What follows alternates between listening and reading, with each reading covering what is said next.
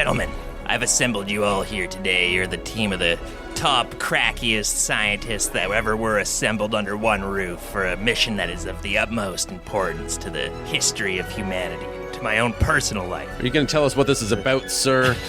I was just in line at the hot dog stand, and I got put in the back of a cab and was brought here immediately. Who said that? I can't see. What's going on here? I'm not a scientist. I'm a hacker. Oh, god damn it. My code name's Mouse. I sent everybody out to assemble all the best guys, the hacker and diamondologist and everything, but I couldn't really see what was going on because... What's wrong with your face, sir? I lost my contact lens. I was swimming in the ocean. I lost my contact lens, and I can't find it. The sand is so vast here, and I needed to assemble all my military aid, and my guy who flies my airplane. I needed specialists to come in and help me with this one. I graduated top of my class at West Point Academy, and I'm here to help you, sir. Excellent. That's the kind of go-get-'em attitude I like to hear. I'm a lifeguard. I know a thing or two about sand and waves and catching the hot sun. That's what I like. We need to think outside the box sometimes. What do you need a hacker for? Do you need me to keep the story from leaking out to the press? I need you to go on the intercoms and make sure nobody's talking about this. This could be disastrous. I'm in. Oh, here comes the web, hacking the web. Good. No one will know.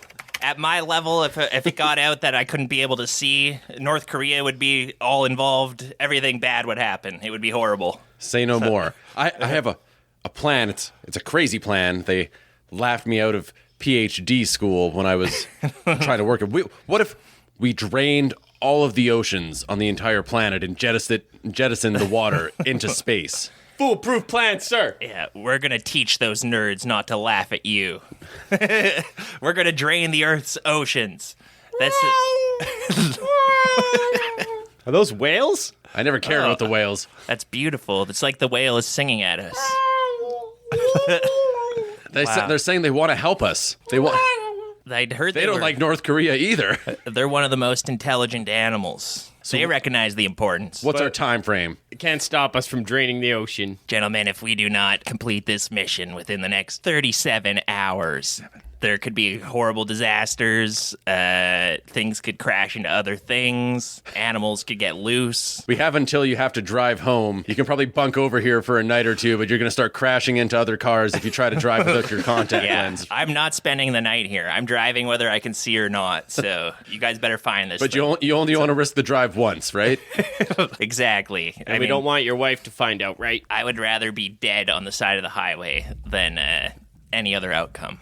Okay, good. I've sent a bomb to her house. They'll take care of her. Smart. Why didn't I think of that? Oh, the hacker's so useful. They can do anything. When she sets the alarm to leave for work in the morning, it'll explode. Can you make it look like an accident? I just want to say that if we drain all the oceans, I'm going to be out of a job as a lifeguard. Speaking as a lifeguard, I don't like that plan. I think that would make your job a lot easier, actually. It's just sand now. Well, if I just push this button here, you now have a doctorate in philosophy from Harvard. Oh. You can start a podcast. Wow, people are going to listen to me with... Yeah, you don't need to lifeguard anymore. Perfect. Mouse, you are a top nut cracker.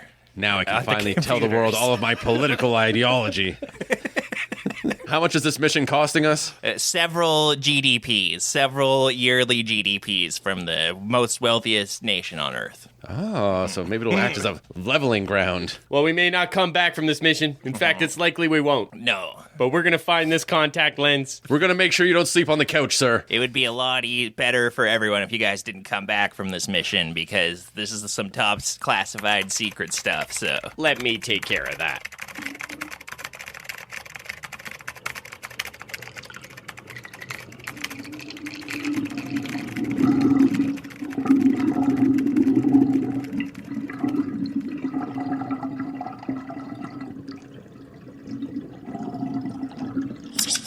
Welcome everybody to High and Low, a podcast about talking picture shows. We do films that are corny, some that are horny, some that win Academy Award. Doing all kind of movies from all kinds of genres, serving hot takes like plates of lasagna. Before we get going, a warning to you, you might hear some talk that's a little blue.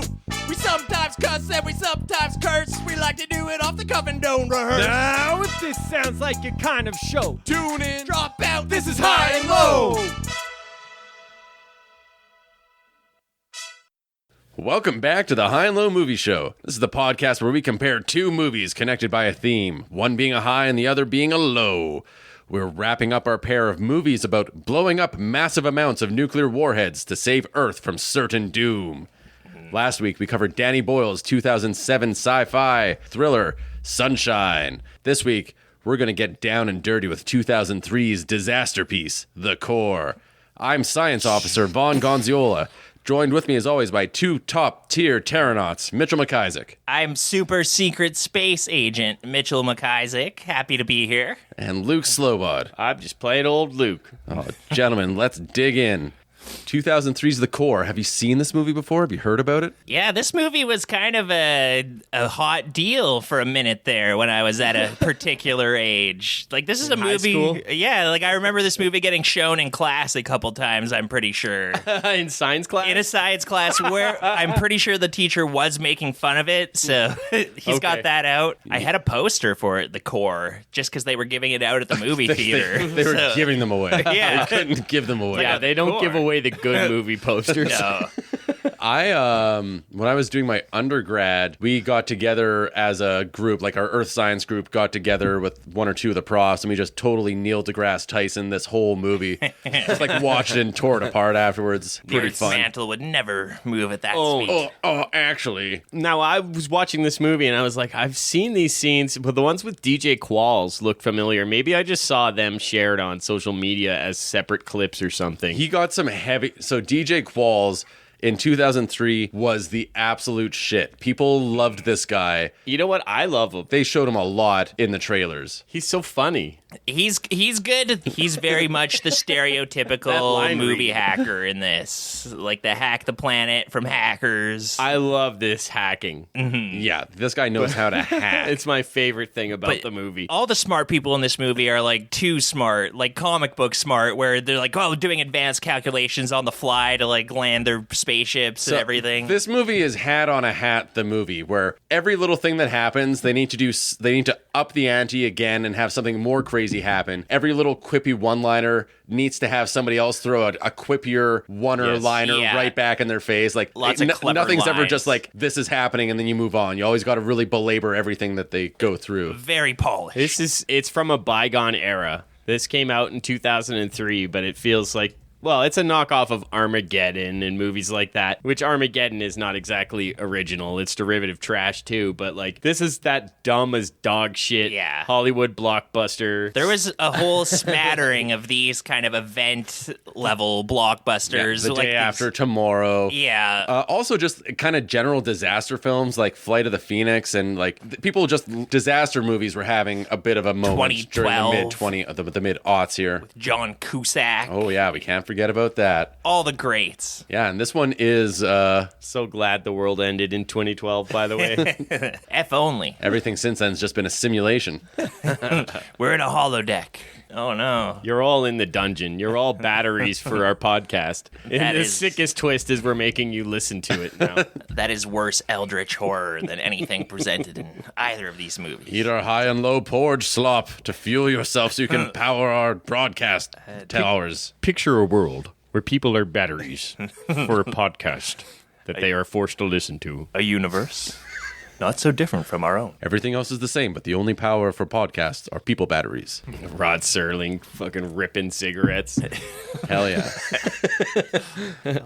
So yeah, The Core. The only way out is in. Pretty good tagline. It's a thinker. It's a thinker. What's going on in this movie? I hope they can be okay. Are they trying to go out or are they trying to go in? This is directed by John Amiel. Some of his more well-known movies are Copycat, The Man Who Knew Too Little, and Entrapment. Now, the man who knew too little, that was Bill Murray. Bill Murray, yeah. Kind of like Kind of a parody of noir movies in That's- a really bad period for Bill Murray's career. Yeah. Where he Ooh, was well- making really shitty comedies. Well, let me see that script. It's kind of funny. I'll do it. Big Moonfall. Did you guys see Moonfall? I didn't see recently? Moonfall, but this sounds like it's in line with that. Geostorm. I have not seen any. I feel like you could do a whole podcast just about them. These big budget B movies. And they've sort of faded in their popularity, but they were the height of the bee's knees back when this movie came out. Everybody loved DJ Qualls.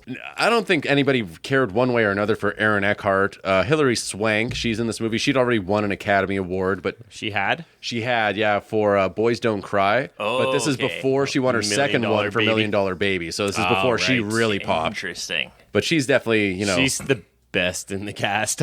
yeah. Delroy Lindo is always great. Yeah. Yeah. It was so This, fun. this movie has a good cast too. It's not quite as A-list as Sunshine, but it's like quality Some up character there guys. actors all it's the way DJ through. quality. We got Stanley Tucci, Bruce Greenwood, Oh, the Tooch. Richard Jenkins. Actors who I very much like. One person, he's just has 2 lines in this movie, but Fred Iwanyuk, he played Hank in Corner Gas, and that's Oh, fuck. yeah, he's just like some comms guy in the flight room Okay. in mission control. That did not register. Oh, with I me didn't at notice all. him. I didn't see him. Yeah, so I don't know if you guys watch Corner Gas, but I love I that watched show. it. Yeah, quite that's a a bit, great yeah. show. Pretty sweet show. Yeah, you don't get too many Iwanyuks, No. Ukrainian ass names. I was like- we hear them all around here in Alberta, but Yeah, it's nice to That see name some is Ukrainian. strangely familiar. One thing that was funny, I noticed when I was going through the cast list here, this movie has half the people, they have their nicknames in quotation marks when they're listing the cast. Like Aaron Eckhart is Dr. Joshua Josh Keys. Hilary Swank is Major Rebecca Beck Childs. it's Beck. Lindo's Dr. Edward Brazelton.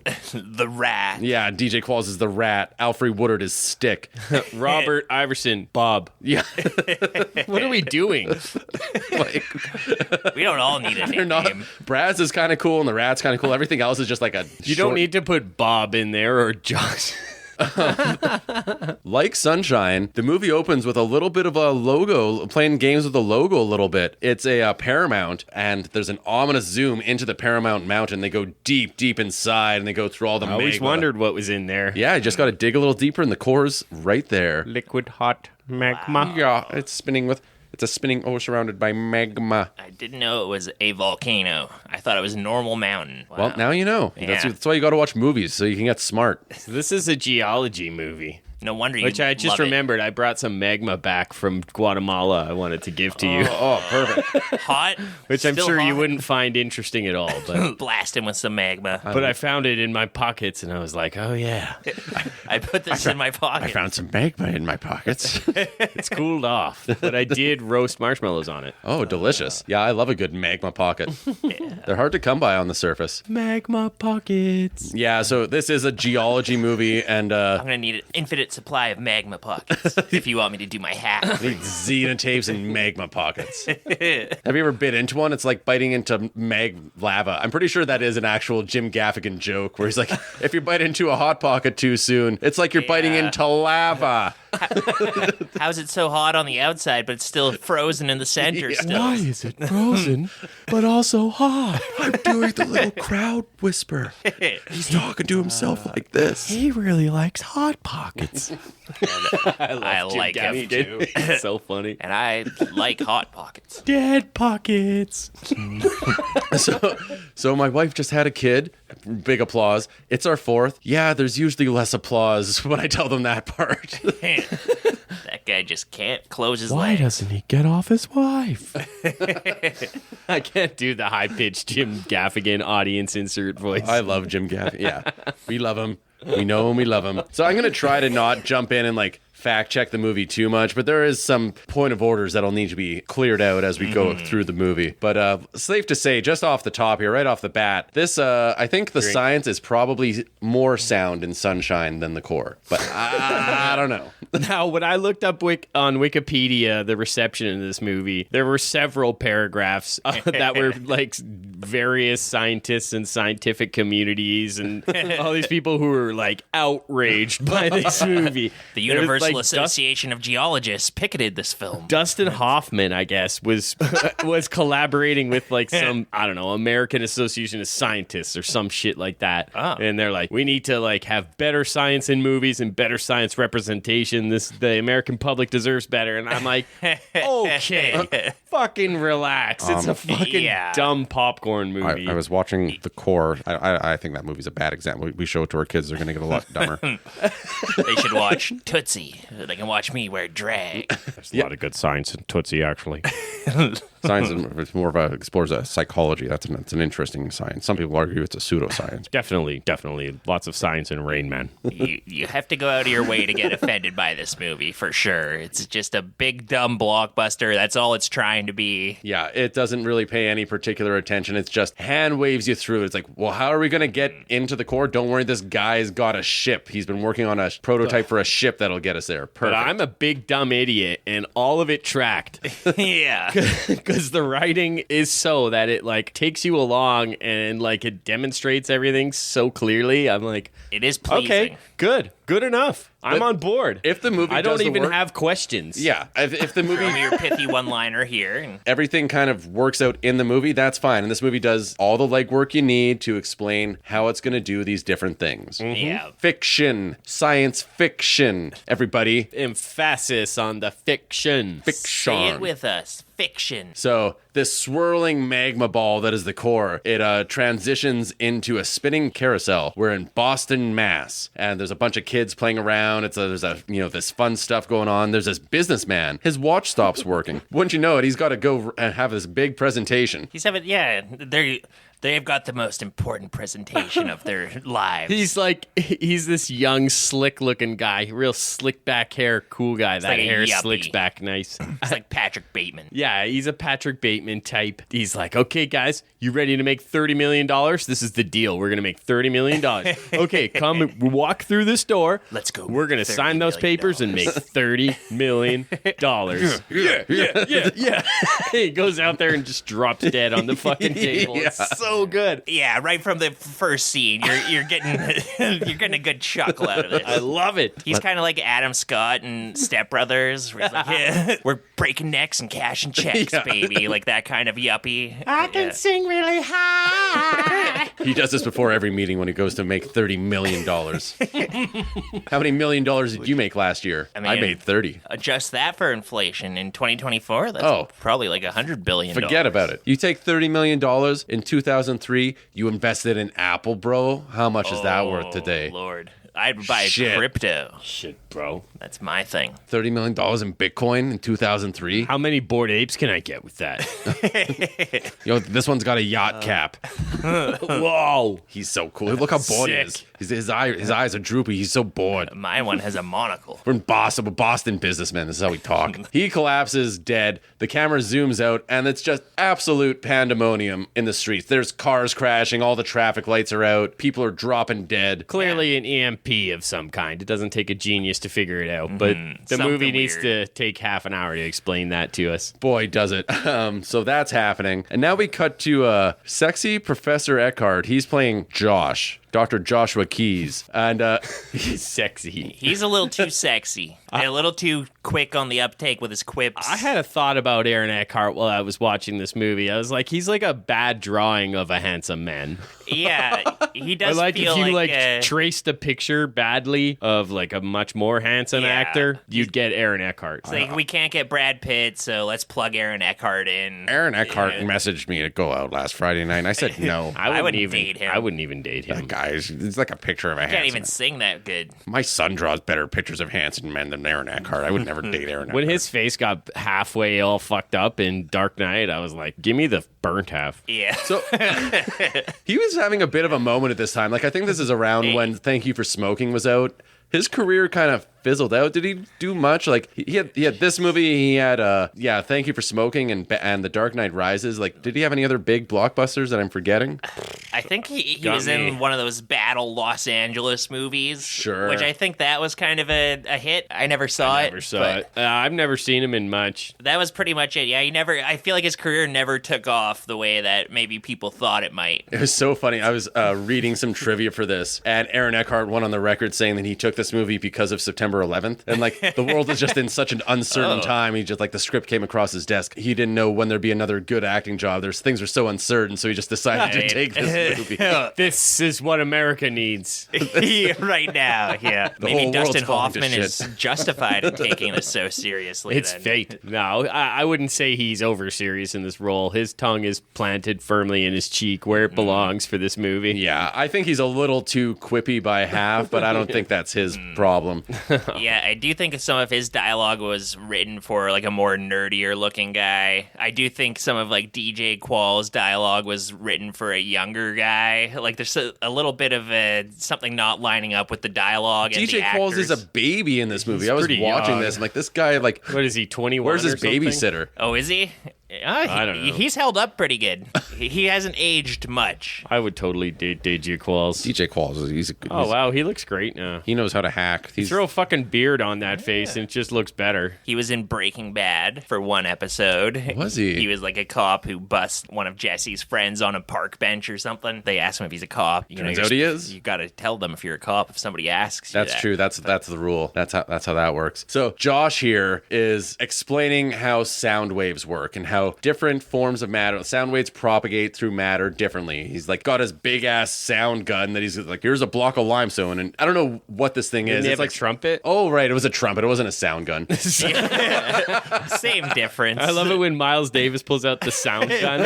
Let me hit him with the sound gun. How's he playing those? So yeah, all of his Yeah. TAs are just drooling over this guy. They love him. The entire class is bored to tears. This is like a weird high school science fair experiment he's putting on. Isn't he at like in a college? He teaches college. They're bored by this like very handsome and animated teacher. Yeah. Trying to make things interesting by playing some jazz In to a a college block of course? limestone. This scene popped up in my head later in the movie too, because Hilary Swank is like, they're always recruiting at NASA if you want to work somewhere that's not a no-name college teaching a freshman class. And he's like, my freshmen need me. And then I flash back to this scene where they're all just like sleeping in the class and not paying attention. And That's kind of like in Raiders of the Lost Ark when we see Indiana Jones and like everybody's bored except some of the girls are like in love with him clearly. Yeah. But he's like a way less animated professor than Aaron Eckhart is here. Apparently he's at a no-name college, but he's the smartest guy in the world. Like, I don't know what happened, but he's just is able to put all the pieces together and figure everything out. And he's just a super genius. he's tapped into the he's data. either got a drinking problem or he's touching the students. Yeah. Or he should have been like He needs to have his autistic. TA hours with the door open. Yeah. There's stipulations on his contract. Like he should have been a weird guy. Like there's some snot coming out of his nose or something. He should have been like not quite well put together yeah, like mentally. lots of dandruff. Yeah, exactly. Something He's weird. got hair where he should have dandruff. If you look at his like dirty, greasy hockey hair he's got in this movie. All the students have a weird, like, cruel nickname for him. So he's just about to blow some horn into these rocks. These two guys in suits, obviously Secret Service or something. They got the glasses, they got the little earpieces, they're wearing suits. Dr. Joshua Keys? Maybe. Yes or no? The first one. Too pithy. So cool. But they're like, they don't tell him anything. They escort him out of school. That class is never going to get to see that trumpet solo, and they're taking him somewhere to Washington, D.C. He gets there. He bumps into his old pal Serge. Played by Checky Cario. Yeah, he's one of these actors who can play any European ethnicity. Yeah. He's like Turkish and French and He's with Defense good Minister English. Michigan and Goldeneye. That's he probably where... speaks many languages. How He's many one of languages those do you speak? 5, actually. Vaguely European. But him and Josh, so Serge and Josh, they're old friends. They're kind of Serge. catching up. Serge. as he Serge. corrects everybody in the movie. They've got pretty good interplay Francais. between them. It felt like something maybe a little improvisational in some of the dialogue. I don't know about that, but Yeah, they got a good little natural rapport here. They're quality actors. they're playing up. They're like Steve Carell in a Judd Apatow movie here. He's like, I know you're gay, Serge. Richard Yeah. Jenkins shows up. He's got a fine mustache. And he's a general. He's a sergeant general major something or other. Serge and Josh are talking. They realize that they're actually in the middle of like a gymnasium and they're surrounded by corpses. They're just like in the middle of like 100 corpses. I don't know why they led them and like like brought them right here, but Right into the corpse. They wanted to make the it middle, yeah. there's not like a conference room or something like Yeah, that. They Sarah could talk just like in. leans on one as they're casually chatting, and it's like, oh, that's just a dead body. Oh, there are all these dead bodies. I don't know how you didn't notice. We're in the what are corpse room. clearly dead bodies under sheets on gurneys Yeah. all around them. No blindfolds. It's a fairly well lit room. Did we take a wrong turn? No, this was where we're supposed to be. Couple absent-minded professors here. They're Yeah. just trying to put it all together. I mean, you'd think, where's their intellectual curiosity? You're supposed to be like, I'd be throwing back those curtains over those bodies and probing and prying, and I'd be doing science. Josh brought his own tools. Don't worry, I brought my own. Hey, little man, you need some probes? Take this one. I'd use the thing that they attacked the guy with at the end of Sunshine, the little drill Electric scalpel thing. Oh, hell yeah. So General Jenkins comes in and he's like, do you know why you're here? Do you know what's going on? And Josh is able to put it all together. They all had pacemakers. They all died at the same time and they had pacemakers. There was an EMP. Smart. Smartest guy in the world. Proved Yeah, himself. it took a fucking genius to figure that out. I just think it's a little unlikely that like 32 people in a 1-block radius all had pacemakers. Maybe they were making that $30 million at like the National Heart Problem Foundation. The Association. National Pacemaker Convention. Yeah. Oh, God. Some pacemaker doctors do it just for the aesthetics. Fucking the Wall Street turbo douche. He's about to pull a Steve Jobs and walk out, get all these pacemaker people excited. And Maybe all people with pacemakers are turbo douches. I don't know. Man, for all we know, every time we leave the house, half the people we see have pacemakers. that's why you got to have your Gotta take 'em examination apart. tools. Got to look under the hood, see what's up. That scar and that lump, that could be anything. You got to go inside to figure out what it is. So Jenkins is like, we're done here. And Josh is like, we're not done, sir. There's nothing on the other side of the equal sign. Because he's a scientist. That's how scientists talk. It's not adding up. Jenkins is being a little mysterious. Like, they know something weird's happening because they're in a warehouse full of bodies, but he's not fully revealing the extent of the core's problem. That's usually because nobody really knows what the problem is, but they suspect. But that's usually a pretty good sign that things aren't or things are amiss when you Yeah. find yourself in the middle of a room full of corpses. Yeah, usually. I don't know about you. That's not my usual Friday night. Well, I mean, down in the dungeon. Or if it's Halloween, then it's normal. But we don't let the military in there. That's a black site. A military black site. According to our maps, this dungeon doesn't even exist. What are you boys up to down here? This is where they disappeared people. So now we jump cut to Trafalgar Square. All these birds are going crazy. They start flying around and dying randomly. Yeah, pigeons just going nuts. This is They're smashing outrageous. into cars, windshields and shit. It's pretty fucking Oh, fun. it's hilarious. It's an outrageously funny scene. Children are screaming as birds are flying around, just There's- smashing into things. There's this one kid in particular where he like sees this bird die and his dad tries to comfort him and like, it's okay, son, it's okay. And then like 1,000 other birds all start dying. He's like, Just Jesus smash. Christ. He practically like shoves him out of the way so he can run to safety. Yeah. yeah, he pulls an Elon Musk and uses the boy to shield himself. Take Cover the boy. my head. Take Yeah. the boy. If I die, no one will feed you. We both die. He's only Orkin Bake 13. Everything is just flying off. The birds are flying into glass. Everything's shattering in slow motion. This little kid from earlier, he's shitting his pants. Love a dead bird shattering through glass in slow motion as it's like, Oh, yeah. like a little rocket shooting down on the ground. This scene set the release date back like 6 months because they just had to get all the effects just right or something like I thought that. the effects looked pretty good here on my big ass TV. This part they looked Not okay. bad. Some of the other stuff is a little janky, but I had some questions about once they're traveling underground, the looks of things, but we'll get there. I have questions. Hey, I heard the Earth was flat. How are they able to drill down in the middle of it? Yeah, how There's come they didn't- definitely some pretty dubious science in this movie. yeah, I think the Earth is Funny. it's like a manila envelope. How come they're not in space if they drill down? Dustin Hoffman on one hand with the United Scientists fighting against this movie, and then you had the Flat Earthers on the other hand fighting against this movie. This movie never had a snowball's chance in hell of being a huge success. No. How'd this movie do at the box Snowball's office? chance in the core. Yeah.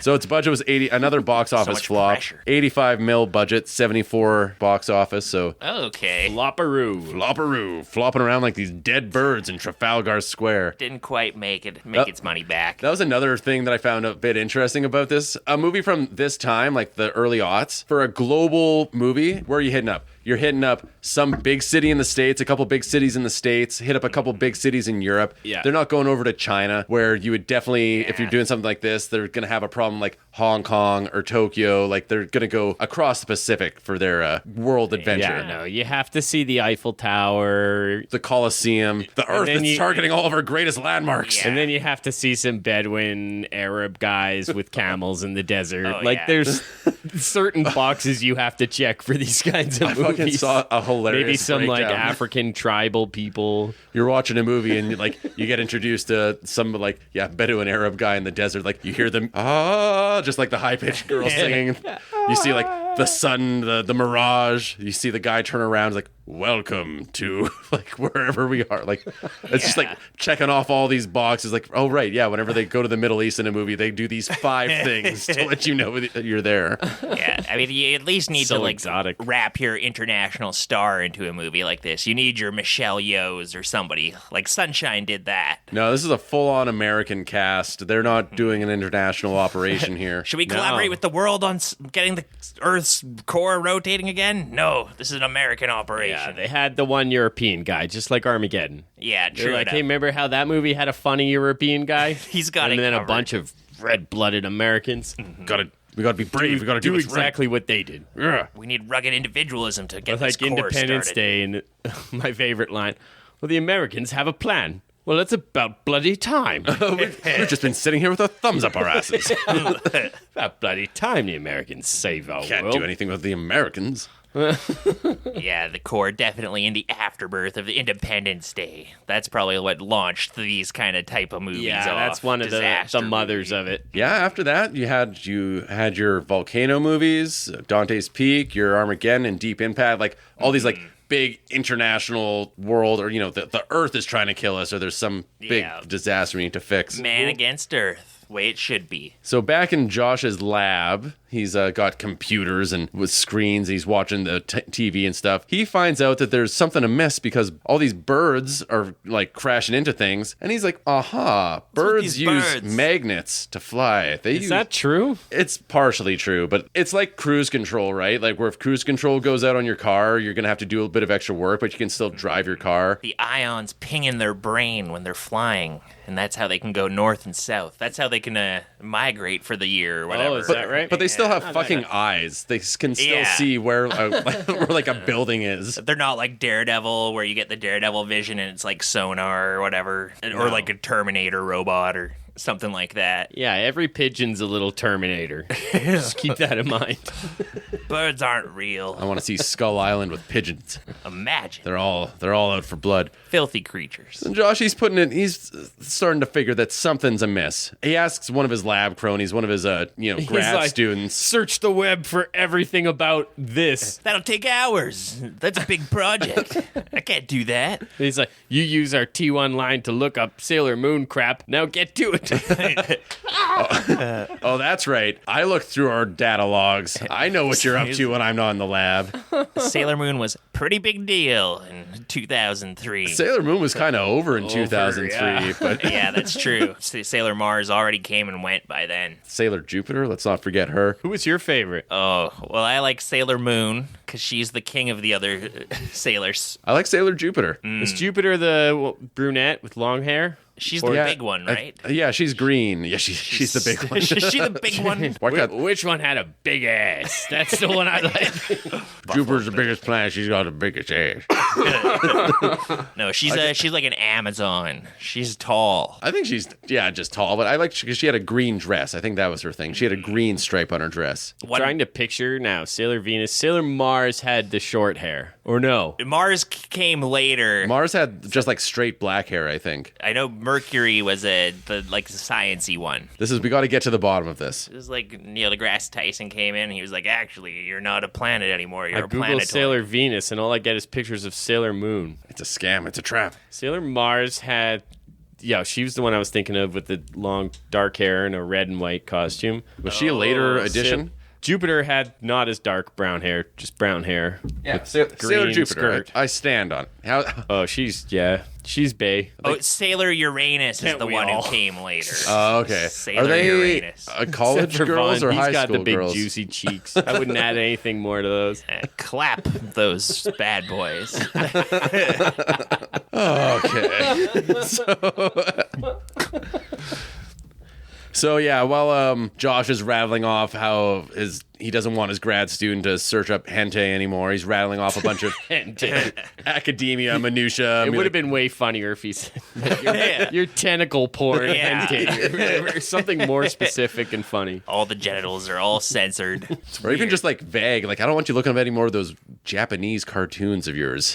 Yeah. Just leave it totally open. That sounds even worse than just saying hentai. Yeah. I guess Sailor Moon was kind of a catch-all term back then, almost. Like, Yeah, it's such a Sailor Japanese cartoon, Sailor Moon. You're a creep. You're gross. And nowadays it's just accepted that like everybody watches anime. Oh, so we didn't consider that it was probably a Cockney rhyming slang where, Sailor Moon, Japanese cartoons. Yeah. So he means Japanese cartoons, but he's just saying Sailor Moons. Right. Oi, turn off your Sailor Moons and get back to work.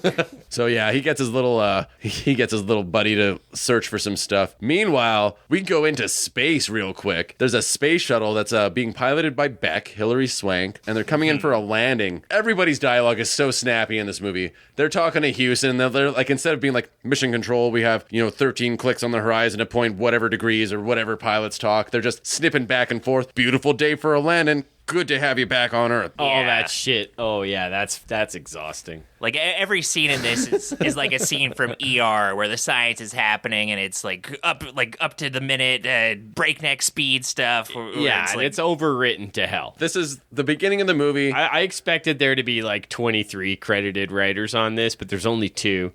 Maybe they could have used another one. I'm sure there was like 14 script doctors yeah. that had a pass at this thing. No, punch it up more. Yeah. Punch it up a little bit. I'm Like, well, punching as hard as I think can. it's punched up enough, but I got to justify my paycheck. Here's like 40 more jokes. Dude, it's looking like fucking. Yeah. It's looking like Ray Montana.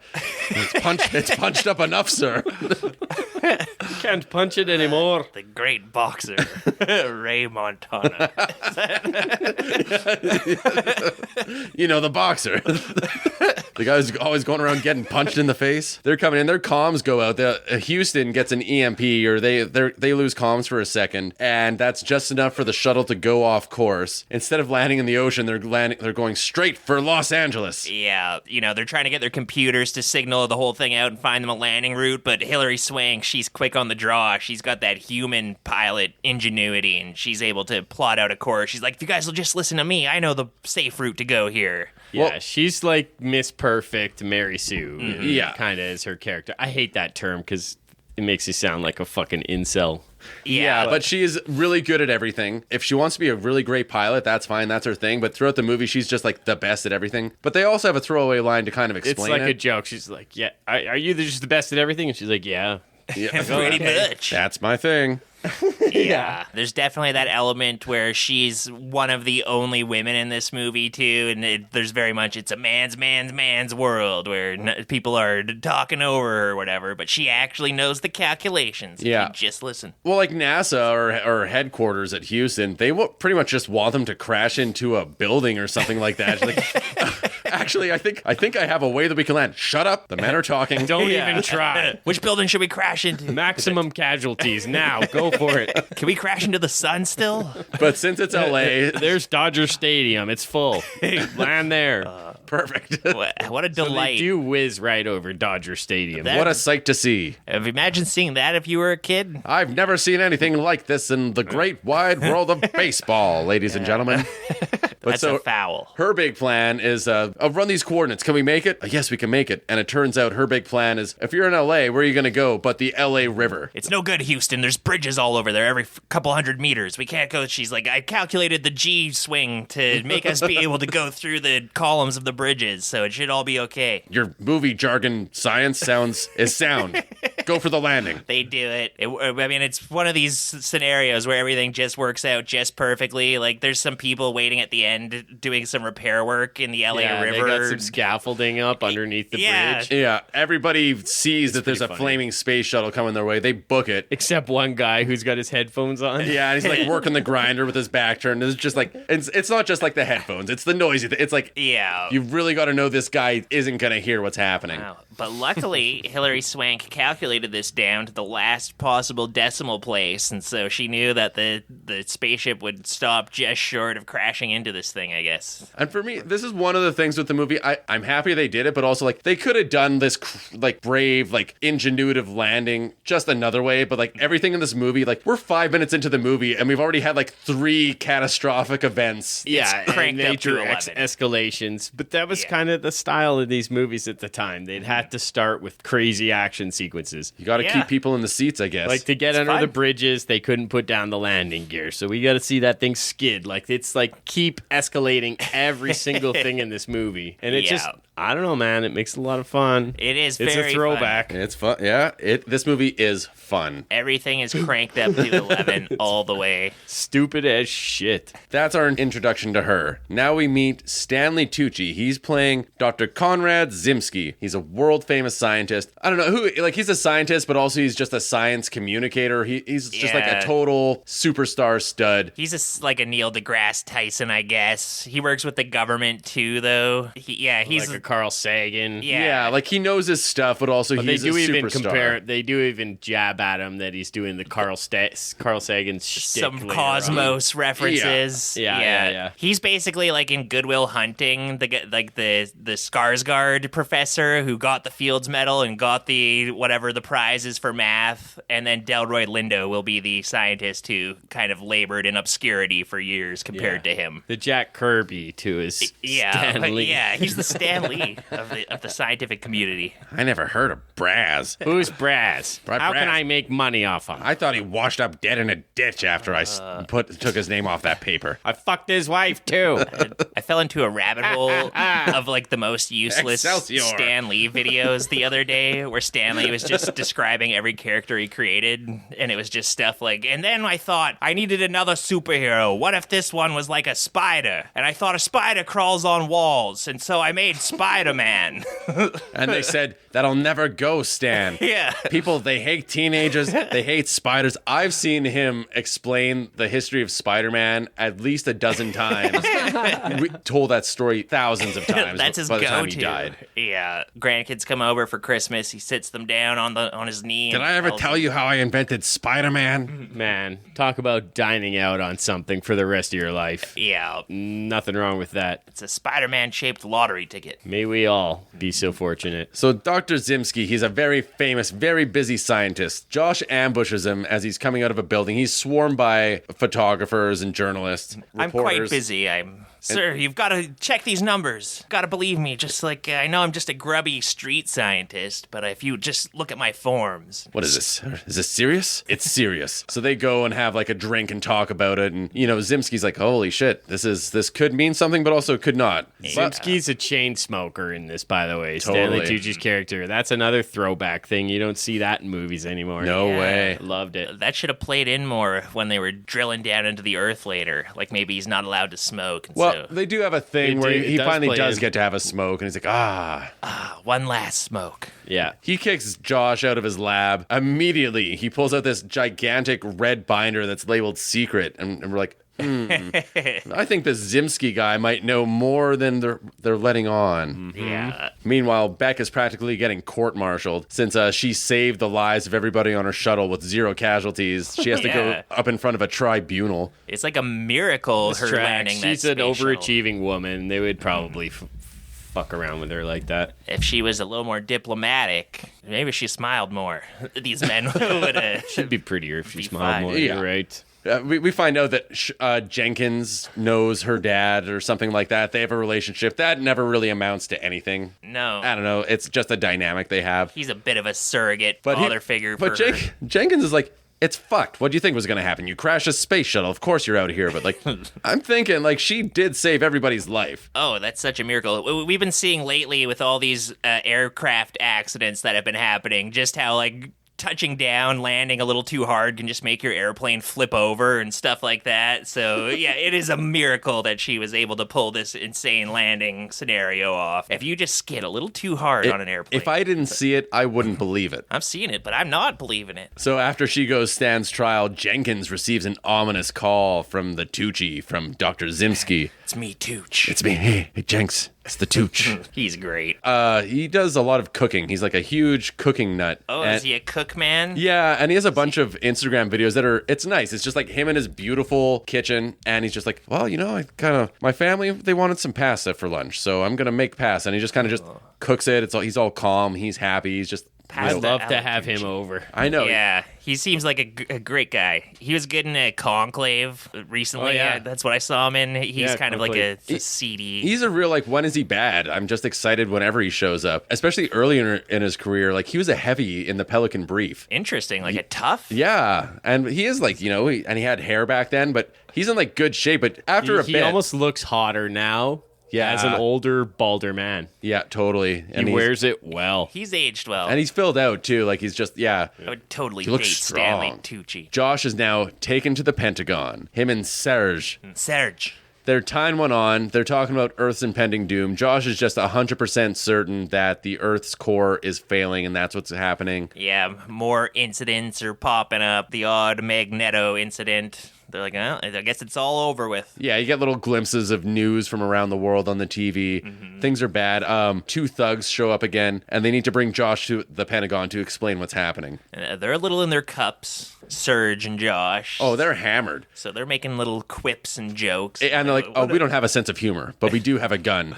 Yeah. Oh, okay. We'll go with yous. Well, I don't know why he wouldn't, because he's so worried about this whole thing. Yeah. You would think to be like, finally, you guys came to your senses. This is actually a great opportunity for you to be a top-level scientist in your field. Yeah. You could save the Earth. You don't need to play trumpets to rocks anymore. Yeah, that's all I wanted. That's what I got into the business for, was Just to like- play trumpets to rocks. Yeah, just kind of like a ambitionless professor. He just wants to teach at some cruddy community college. He's and like, just, quit measuring my life with your ruler. I enjoy playing trumpet at Limestone. Actually, I do a little physics on the side. I'm a full-time trumpeter. Yeah.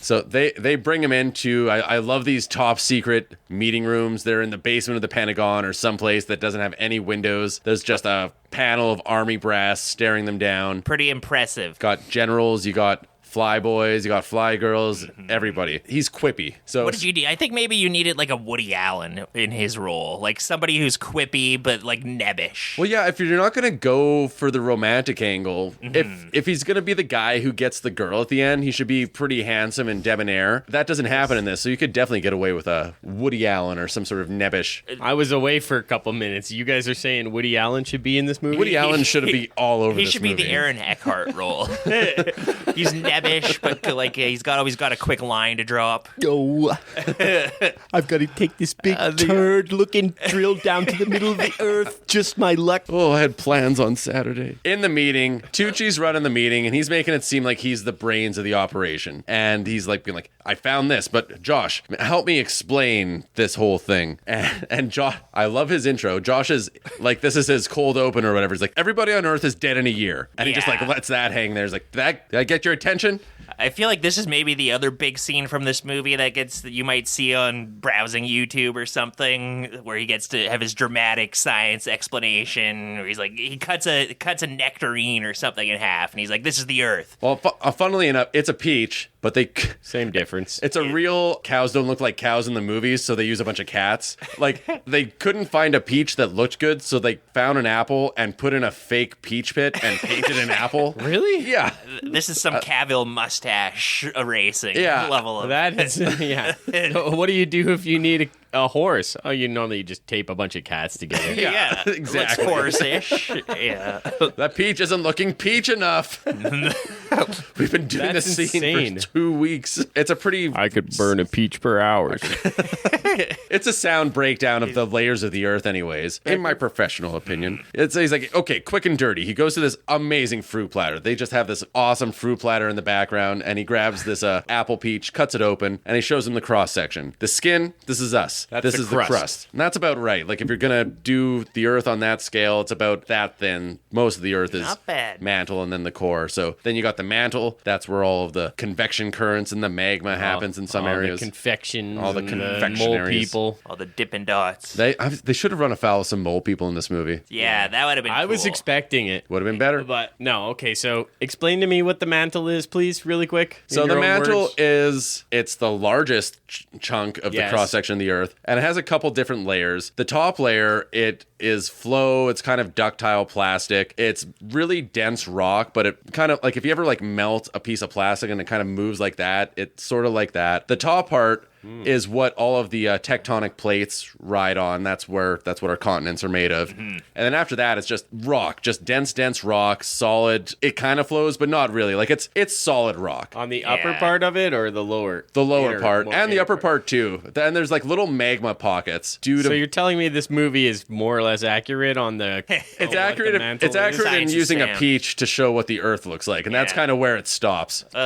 Using an apple Well, with the a pit's peach pretty pit. big. The pit's pretty big. The core's pretty big, and that has 2 layers. But yeah, the mantle is just, it's where all the convection happens. So our planet is really hot. There's a lot of leftover heat from when it was formed. Plus, there's a bunch of radioactive materials in there, just like potassium and things. So there's radioactive decay. So that makes all this heat, and that makes these huge convection currents that kind of make the mantle flow and move a little bit. Nothing like what they show in this movie, but there is movement there. All Unlike the generals are like, in English, doctor. What does it mean in English? Show us on some kind of fruit. take that peach. And so and then the core is divided into 2 chunks. There's the solid chunk in the middle that's like mostly iron with maybe a tiny little bit of nickel and some other stuff. And then there's the liquid part that also has a bunch of convection cells. Yeah. All the iron moving around. That's how you create a magnetic field. That creates the Earth's geomagnetic field, which is really useful because it shields us from all of the sun's radiation and the Makes solar your winds. pacemaker work. So when you go down to the core, as I assume you do as a geologist. All the time. That's where we clock in. I don't get to clock in until I get to the core. They don't pay you for the commute? They don't pay me for commute. And you have to go back to the surface for bathroom breaks. Yeah, it's brutal. Takes a long time. I petitioned to get a porta potty on the core, but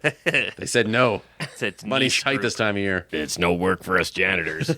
It's a long commute down to the core. It's the only place I can go to work. Their hollow deck is a mess. I use the cheap mops. The But janitor from the Perfect Days movie. just Cleaning happy the to do his toilets job. on the core drill. It's a pretty sweet Listening fruit. to Velvet Underground and really enjoying his life. It's a good life. They find out the theory is that the liquid core has stopped moving and we're losing our magnetosphere. And Yeah. with if So that's is gone, that where the magnetosphere comes from? yes, yeah. Okay, once again, the science seems okay. Pretty sound. I can't refute it. So that's the thing. It's like if we lost the magnetosphere, we would be dead. It would happen all at once. It wouldn't happen in like Yeah, the San solar Francisco flares would here. take us out. Yeah, and not even solar flares. Just, like everything would just get baked. Like all of our plants would die in short order, and then we would die after that. But That's like how it would take a bit of time. Sounds great. Sign me up. But this is something that's happened in the past. We think They came after our magnetosphere. they came after our magnetosphere. God damn it. So First, they came for our troposphere, and I said nothing because I'm not a troposphere. we know that in the past, the Earth's magnetic sphere has actually reversed polarities because you can kind of tell based on when rocks are formed, they freeze the direction of the magnetism that the iron content has in place. Magnets. How do It's they work? Some bull-ish. But anyways, if you look at the rock record, you can actually see the direction changing from time to time. We're kind of due for that at some point in the geologically speaking any day now. So it could be like, Thousands another of million years or Yeah, whatever. yeah. Interesting. But it's something that's happened, and we don't know what happens when it switches. Like, does it go away for a period and come back, or does it just kind of like all rotate around? That's something that we don't know. I don't know how we would find that out, but Yeah, it's like a marble floating in water, right? Like it can only like hold its polarity for so long, right? well, as long as because the reason you get magnetism is you have these things that have a charge and they're moving, and that creates a magnetic sphere or whatever, electromagnetic field. You're telling me this goddamn magnet sphere can switch directions at any minute? It's actually moved quite a bit in the last couple decades because we can see based on Where true north is. Yeah, and that has moved Yeah. quite a bit, but also this happens. So, like, I get where they're getting the idea from, and it's an normal. interesting idea. It's an interesting premise for a movie. Like, we see this shit all the time. Like, if you ever look at news articles online, there's always some scientist found out that there's a remote possibility that if this thing happened, life on our planet as we know it is going to be be completely obliterated. Yeah. Like as if we don't have enough problems. We got these That's a good idea for a screenplay. yeah, and it works. It's like if the Earth moved half a second quicker, everybody would go flying into space. And if it moved a half a second slower, everybody would turn into a pancake. Well, actually, if Superman really did fly around the Earth that fast, then we would fly everywhere. It wouldn't turn back time. Did he turn the Earth around? No, he just flew around the Earth, right? He flew around the Earth and made it spin go- backwards. Yeah. Oh, yeah. Or you go on a date with Lois Lane or something. Was that Superman? I think that was the first one. Yeah, that was the first one. Yeah. So Coming attraction. Hell yeah, I love that movie. I want to talk about that movie. He's definitely faster R.I.P. than Gene Flash. Hackman. Josh, after he gives them their explanation of what the Earth looks like on the inside and all that, we find out the solar winds will destroy all life on Earth. The people are like, then what's going to happen? Doctor, can you help me demonstrate? It's just so funny because Tucci's like on it. He comes up like they've done this 1,000 times Like before. we rehearsed. And he just like takes the peach on like a knife, and Josh gets a can of aerosol, which he asked for earlier, and just like blow torches it. This is what happens if the Earth doesn't have a magnetosphere. Roast like a peach in the sun. Very dramatic. All the generals are in hushed silence watching this. Yeah, they finally get it. Oh, that peach is burning. That's burning pretty good, huh, Josh? And what's the peach? Is the peach is the sun? Or is that the aerosol can? Because the sun is orange. You are the fuzz on the peach. Aaron Eckhart kind of does a mic drop and drops the peach into a guy's glass of water. He's Yeah. like, that's what'll happen. It's like, tone it down, buddy. Like you already have the room. Yeah. You don't need to go for the theatrics. You can see how he's benefiting from teaching students. You need lots of like very visual scientific demonstrations to keep kids' minds on the task at hand. So It's Most just of the generals were sleeping, but one of them had I love you on his eyelids, and he blinked real long. and there's the one who had Josh. the ping pong balls cut in half with the little pupils drawn on it. that guy's a little too focused on my lecture. But like they just pulled this guy out of some random dive bar and flew him across the like he Yeah. already has their attention. He doesn't need to go overboard. But how do we fix it? We can't. Not in my vocabulary. Then you might want one of those word a day calendars, General. Those are all the rage. We just can't get there. Got to go to the core if you want to make the Earth Yeah. spin again, and no human It's being has ever Tucci, gone right? there. He's like, yes, but what if we could? It's a very, very pregnant pause. But, we get introduced to Delroy fucking Lindo. Yeah. He's got some kind of fuzzy hair. I feel like I usually see him either super, like, close cropped or just bald, outright bald. He was doing the peach demonstrations with his head This for is his stuff. it's a more academic look at this. just for his stuff, just for his own reasons. Don't ask. This is a Dr. Edward Brazelton. Brazelton, stupid Brazzers. ass name. That's not a name. No. You get kind of bad blood between him and the Tooch, Stanley Tucci. They show up at his compound in the desert where he does his sound experiments. Yeah, he's just like a mad scientist living in the middle of nowhere, just blasting, just like destroying mountains. Yeah, He does like a it's bit like of a laser Lando. blast. Yeah.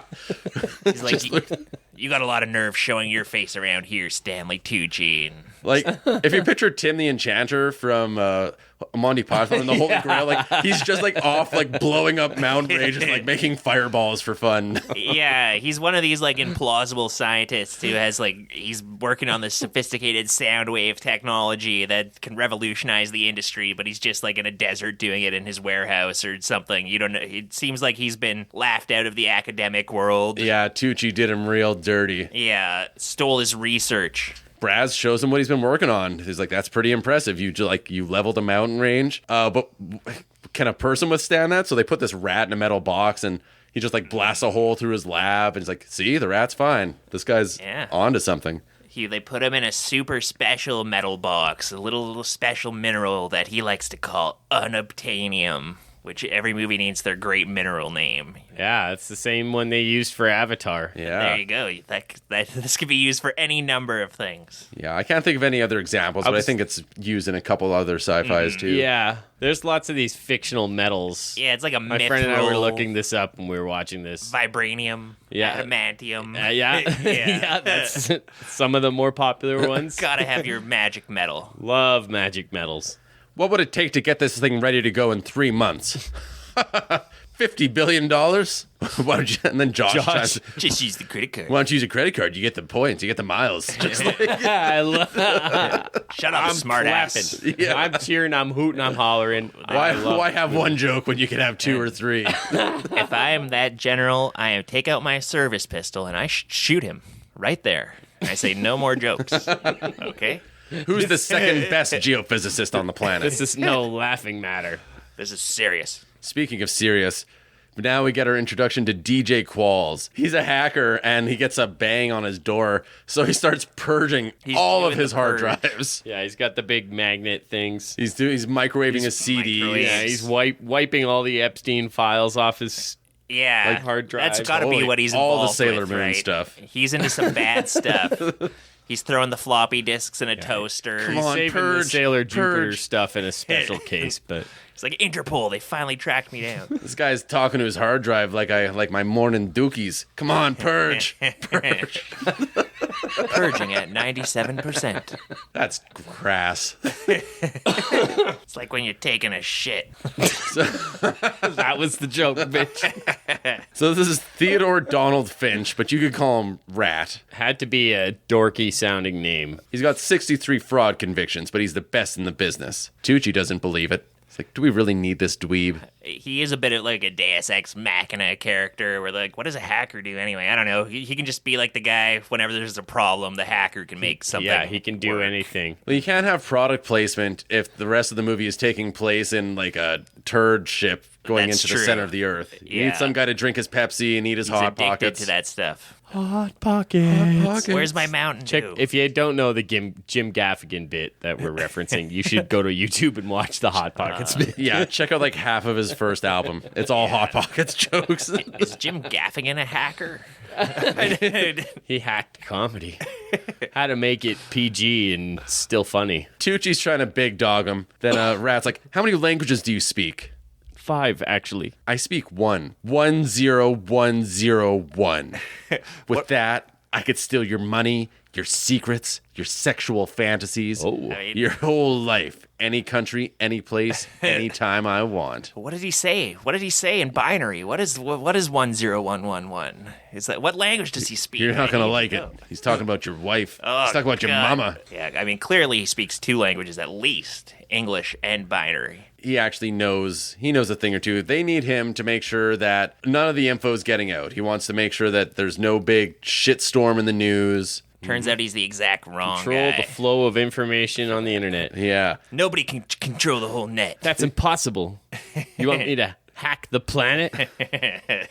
Well, okay, as long as I get an unlimited supply of Xenotapes and Hot Pockets.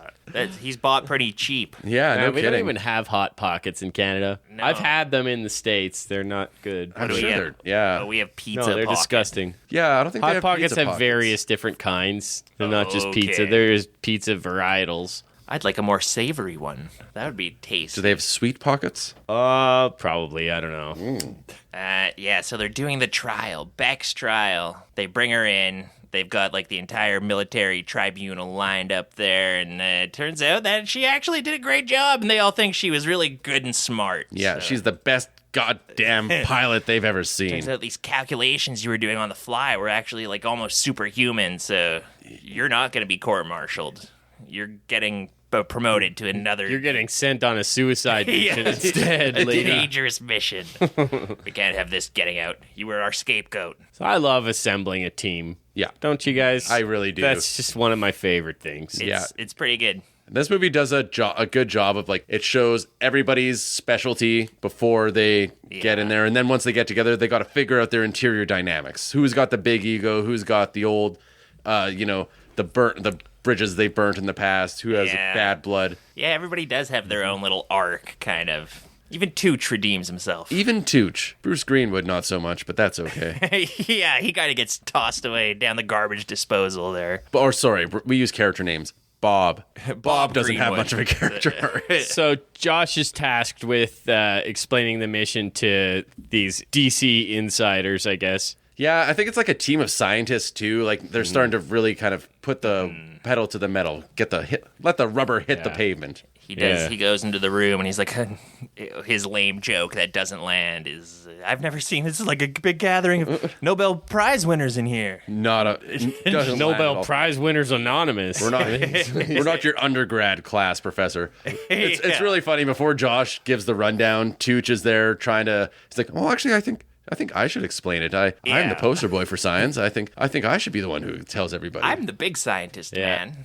And Josh doesn't even know how to tie a tie. And of course, Hilary Swank comes up and like ties it for him. He's like, "You're an astronaut and you can tie a Windsor. Is there anything you can't do?" No, Not that that's I'm my aware of, thing. sir. I thought that was a little gender stereotypy, making her tie his tie like some kind of model of domesticity. She should have just like right hooked him in the jaw or something.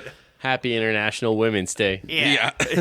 So Josh is explaining, is like, we've got to kickstart the Earth's heart, baby. Braz he's in charge of building the ship.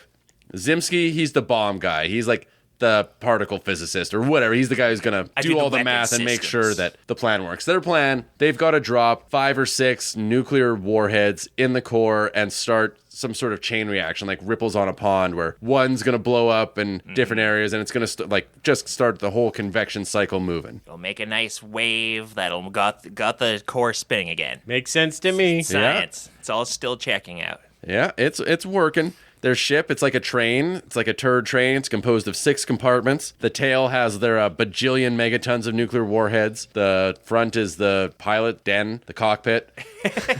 This is the pilot hole where the ship drivers go. Cockpit. Fancy Frenchman over here. What do you call it? Pilot hole. I don't want to get censored. You jam We the got demonetized for saying cockpit.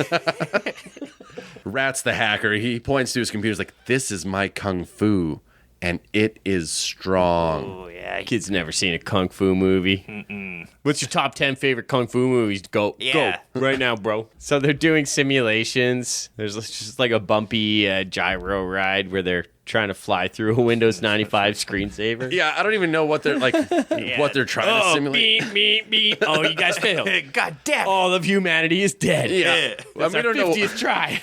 We don't know why they fail. They're just like, simulation over, loser. Yeah, there's like some questionable digital readouts as they are piloting this ship. I can throughout never the beat movie. Mike Tyson in this game. It's too hard. We gotta be little kid Joe. Old Iron Jaw. But they're getting a little better. You got Andros on the screen. They're shooting lasers at him. Oh no, I broke a wing. Keep firing, keep firing. Shoot into his mouth. He's just throwing those weird panel things at you. Avoid them. Do a barrel roll. They're kind of sort of figuring it out. Then Josh has this X-ray machine. I don't know why he needs it, but it's something that he can't quite get working. So Beck comes up and they're having a talk and she starts fiddling with it. And wouldn't you know it, she's able to get it working perfectly. Is there Yeah. anything she can't do? I don't know what he was trying to do. I don't know what she did to improve it, but it was a moment where she's like, I'm not just a pretty head on this mission. I'm also competent at Yeah, science. so this X-ray machine is kind of cool because it's going through like 3 feet of lead, and there's like a rabbit on the other side of it or some shit that he's looking at. Powerful. And obviously they need it, so it'll be like their viewfinder when they're going through solid rock to see what's beyond it. Yeah, they're like constantly doing like an ultrasound as they navigate. and she just comes up like an idiot and just starts fucking around, turning knobs, and somehow that makes it better. Okay. She fixed it. That's her space pilot experience. Let her know that you got to flick this knob and press that button, and it's good to go. Yeah. It's like a little bonding moment for them. Pretty far-fetched, but they're flirting, and it doesn't pay off. I want to hear wet slapping in that drill. I want to read that in the captions. Wet slapping sound. Love making scene with Squelching wetly. when I think romance. The Earth's getting worse. Now you're getting the night skies are having aurora borealis every night. That's getting crazier and crazier. Yeah, and thunderstorms are coming from it. Because, It of looks course, really aurora cool. borealis is magnetized particles in the atmosphere, right? Yeah. So if you get enough of them together, I don't know, maybe... the whole thing's involved with this magnetosphere. I feel like aurora borealis happens a lot higher in the atmosphere Seems than like it. a thunderstorm would, but This ain't right where this thunderstorm's I'm not happening. a meteorologist or anything. Yeah, I don't know. It's just charging the particles more or something, but we're getting some pretty crazy thunderstorms. Beck, she's practicing on this machine still throughout the night, and Bob comes in, the captain, and he's kind of gives her a talking down. He's like, that's not going to make you a leader. Going on this machine day in and day out, you'll never be a leader because you've never been put to the task. He didn't say you'd never be a leader. He said, I said, listen to me, I'm the leader. No, it was an encouraging talk. He said, like, you always succeed, but like when you want to be a leader, like your leadership is tested when you fail. Yeah, she's too perfect. She's never had a loss. She always calculates Sometimes you have everything. to make hard choices and accept the loss. You I need see your in the notes Kobayashi one of Maru. you. Yeah, the Kobayashi Maru. It's like the no-win situation. That's what tests a It's captain. part of it, yeah. Because you're going to encounter those things. Yeah. You'll probably die if you try to go to the Earth's core. So you got to be aware and willing and able. There's this one particularly strong lightning storm that piques everybody's interest. It happens to decimate the entirety of Rome. It's awesome. Good lightning. This stuff in Rome, you see all these tourists just hanging out around the Colosseum and shit. It's like mighty Jupiter himself cast his bolts of lightning down on Rome.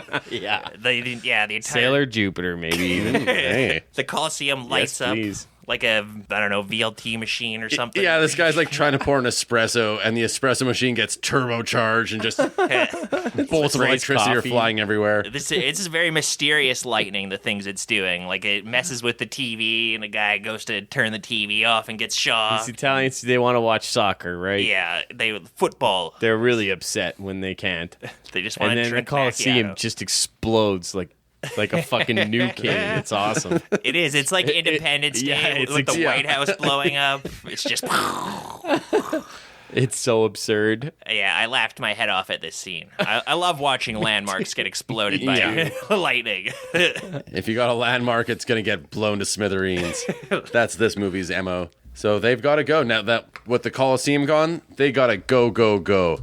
So it's launch day. They're going to go out to the middle of the Pacific, to the Marianas Trench, the deepest part of the ocean, and they're going to start there. So they're on board, like an aircraft carrier or something, or it's like a big drilling platform. Like a rig or something, yeah. Yeah, it's massive. They're popping some champagne, Serge. Serge, yeah. He's obsessed with wine, you see, because he's European. Yes. He's able to drink, and it's a healthy amount. It's a moderate amount. That's the least plausible part of this movie. You tell me this guy can just stop at one bottle of Dom Perignon? He can have one glass of wine and just call it a day and go back to work? Okay. So they christen the ship Virgil. It's named after the guy who went to the underground or something, to Hades or something. Here we're introduced to Zimski's character trace. That's Tucci dictating the book that he's writing into a recorder. Yeah, he's got like a little recorder in his Yeah, hand. the talk boy. Hi, kids, we're home early. We're going into the core. Hey, kids, we're going into the car. Hey, guys, check this out. It's a talk boy. It's Make my voice fast, you can make it slow. It's very Carl Sagan-esque, but not as poetic as Carl Sagan, but he's trying. yeah, and Definitely I a think rip that's off. kind of the idea of the character here that they're going for. yeah. Oh, yeah. Like specifically, I think they're referencing Cosmos with some of his, talking into there. Yeah, I think he even says, like, the Cosmos, they're vast and go down into the Earth's core. But what do we know about the cosmos within the Earth? I know that's not what that word means, but We're part of the Cosmos. Just go with it. so it's mission go time, and here we get probably the fastest countdown for like a T-10 or whatever that I've ever seen in a thing. Like usually there's 10, 9, Make catch blow now. yeah, all that. So this is just like 10, 9, 8. So hold on, slow down. Pause this thing. They're going through the Pacific. This was weird to me. They decided to go through the ocean because that's where that's where the crust is the thinnest. I just don't know why you even care about that when you're going to be like going thousands and thousands. Maybe of, less risk. I know. going to the bottom of the But the ocean crust- is like different. Like that's But the risky. crust is probably the riskiest part of it because that's where the tectonic plates are shifting around. I guess, but like Science is still sound. So of course he went to the most tectonically active place in planet Yeah, Earth, exactly. the Like, Marianas Trench. Yeah. the reason it's the deepest place We're going there. in the ocean is because that's like there's a plate going under another plate there. It's a subduction zone. We got to wiggle in. But it's a good thing they went there because on the way down, a pod of whales sees them off. They just all start surrounding them. Yeah. They're so lucky they weren't dolphins. It's a beautiful Would have moment. gang raped this ship if it was a pod of dolphins. I don't think whales are above doing that if they're if they're properly motivated. But it is like a beautiful thing. No, whales are based. They're allies. They kill billionaires. They're killing yachts. Whales always ask. They're killing yachts. They're killing our yachts. Yeah. Have you guys heard about how like the Navy's fucking up whales with their sonar blasts and whales are just going crazy in the ocean? That's what I was Yes. picturing. Yeah, I love it. As they were going past this pod of whales. Like Love everybody's it that they're fucking torturing whales No, I don't just love like that they're torturing ruining whales. their migrations. I love that whales communication. are they're fighting back. Oh yeah. No. that's sick. I Do you think remember- I think humankind has had enough. Whales should have their turn. Yeah. Do you remember the news reports early on in COVID when they kind of shut down a lot of ship traffic and cruise ships? And within like Oh, yeah. a month or two, all sorts of sea life just replaced, the migration patterns changed and went back to what it was Yeah. like before we started fucking The everything world up. is healing. Like immediately, it was so fast. We're like, well, now there's a bunch of whales living in these harbors. They're coming into these harbors. They haven't been seen here in 50 years. That's all I Yeah. could think during this. Gas was 69 cents a liter. Oh man! And we You didn't we used to just pour it in the ocean because the whales wanted some too. Have some. Why not? to drive their little cars around. Yeah. Have gas for everyone. But yeah, that's all I could think about during this whole scene where they're going past the whales and they're like, oh, the whales are singing to us. And he's like, no, we're singing to them. I was like, oh, they're fucking them up with sonar right now. These whales are just going to tear each other Yeah, apart. we didn't know about that in 2003. Yeah, we were so innocent, such summer children when we were thinking about whales. They're going down there, but then there's an underwater earthquake, and this Shitty creates timing. a bunch of underwater whirlpools, and it's sucking the ship every which way. Yeah, by the way, this thing looks like a turd. And it gets flushed down the bottom of the trench, down this whirlpool. You just see this turd floating down. Yeah. And we're supposed to, with the blasting score all intense, we're supposed to, like, not laugh. And, you know, as we've seen, when billionaires build crafts to go into space or whatever, it tends to look like something that's maybe a little embarrassing, like a giant phallus or a turd. So this rang true to me. One of the many little truths this movie peppers in, which just really Turd is one of the strengthens most... verisimilitude of it. It's like the best aerodynamic shape for traveling. Turd shape. It's got to be tapered on the ends. The shape of our buses, the shape of our trains, everybody knows this. After a little bit of to-do, If you think about it, trains are just big turds. And the train tunnel's like a big old asshole. that's deep. I should be a scientist. They break through. They break through the crust, and they're into the mantle. They kind of go through like a hole in the bottom of the ocean, and it shuts up like a sphincter behind them. It's so funny. So I was kind of wondering about like the drilling. Okay, because we didn't really drill down on this, but the supersonic laser, it shot like a perfect circular hole through the side of a mountain, and Yeah. that's how it's supposed to be drilling. It also has drill kind of looking Yeah, things. It's got some drill bitish elements to But it. where's all that ground going when they drill into it? So if you're gonna look for some sort of scientific flaw in this movie, that's one of the big ones. Where like That's the first one. the pressure is unfathomable at these depths, especially as you get closer and closer. Like it's it would just supposed to collapse be- in immediately. Like, And there it's would be- supposed to be resonance frequency that's breaking the mountains apart, right? yeah. But every substance has a different resonance frequency. They might have a pretty good idea of what everything looks like under there, based on Based seismic on you going waves. down there every day. Yeah, we go down there every day, down into the Your tunnels. lunch pail. But like we know Joe how lunch pail in the center of the earth. we know how sound and energy waves travel through different parts of the earth from earthquakes and monitoring stations. So we would at least have an idea of what the density is in different areas, but we wouldn't know exactly what they're made of. But we have a pretty good idea. Who knows? But yeah, based on rocks that get brought up from the upper mantle, we know kind of what it's like down there. A lot of iron, a lot of silicates in the mantle, and then you get more into iron and nickel down in the core. Could be mole men. Could be more. We don't know. We don't know. Giant diamond crystals. This is a cool location. You thought the ocean was cool? They're managing to keep it fresh where they're going with this machine that just drills straight down to the core of the earth. Now they're in like an amethyst cave. Yeah, so they're going and their radar, sonar, whatever they're using, shows up a blank screen. It's not registering anything. And it's because there's a huge hole there. There's this like big A void. a void. This digital screen, They're this like, will this be. thing can't fly. How do we navigate this? So basically, they're like crashing into an amethyst Yeah, cave. it wasn't designed for this. Preposterous. I don't know. Yeah, the digital screen that they look at that'll keep throughout. Like, oh no, there's diamonds coming up that we're drilling towards. It's pretty silly looking. Those are diamonds? It's a black blob on the screen. They essentially pop out in a gigantic geode, which is, it's a void in a rock that gets filled with, fluids that turn into giant crystals, giant amethyst crystals. They describe it as like a porcupine shell protecting the inner mantle. Weird. They're like, this is like the Grand Canyon, but filled with crystals. I don't need it. Sunshine did a good job of just showing these different things that could go wrong that are kind of not way out to lunch, whereas this, it's like, they're just making shit up for some reason when you could have had these plot points. I didn't need the big cave Also, scene. Sunshine did a much better job of instilling you with awe. Totally. Yeah. Nobody gives a shit that they're... This Very- turd floating through orange space Yeah. is not exciting Mostly to look through at. dirt for most of the movie. Yeah, just like blurry orange, like... Like, what am I looking at here? Donald Trump getting a poop transplant?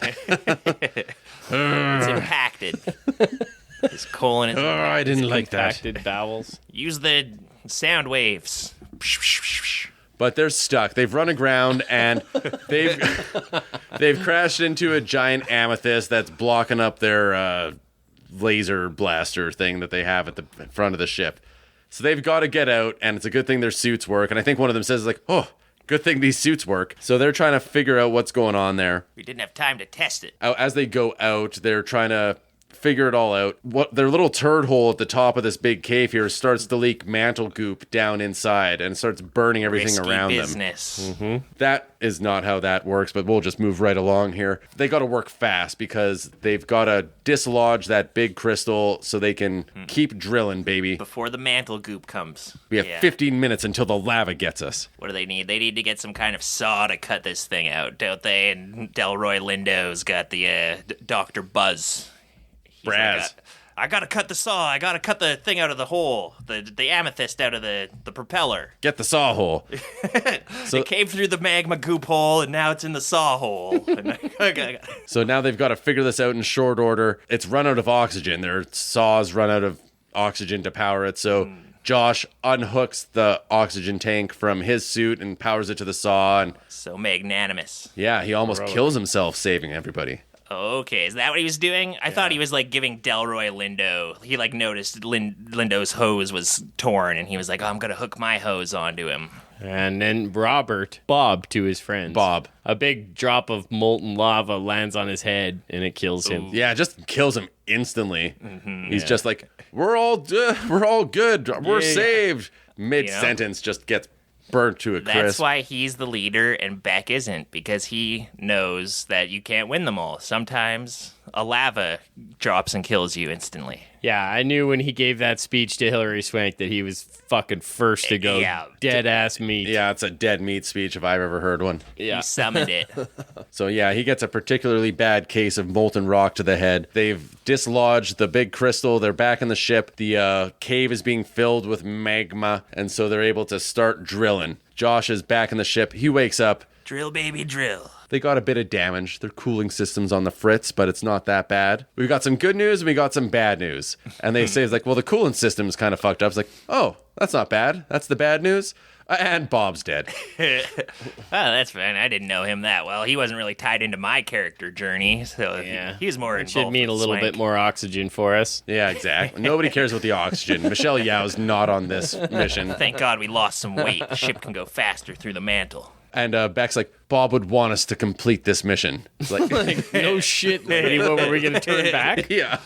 Bob would want us to not complete the mission. He would want to be involved. He had FOMO. He liked being on this kind of mission. He wouldn't want us to do We it have to without give him. Bob a proper Irish burial.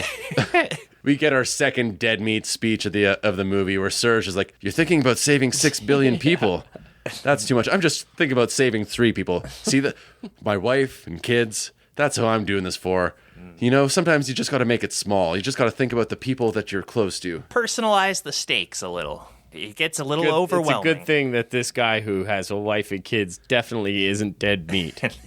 Yeah, so if I ever go on a mission like this, I'm not going to say shit about any of my I'm not going to say anything except mission specifics. I'm going to say everything. I'm going to say, I'm only 2 days from retirement.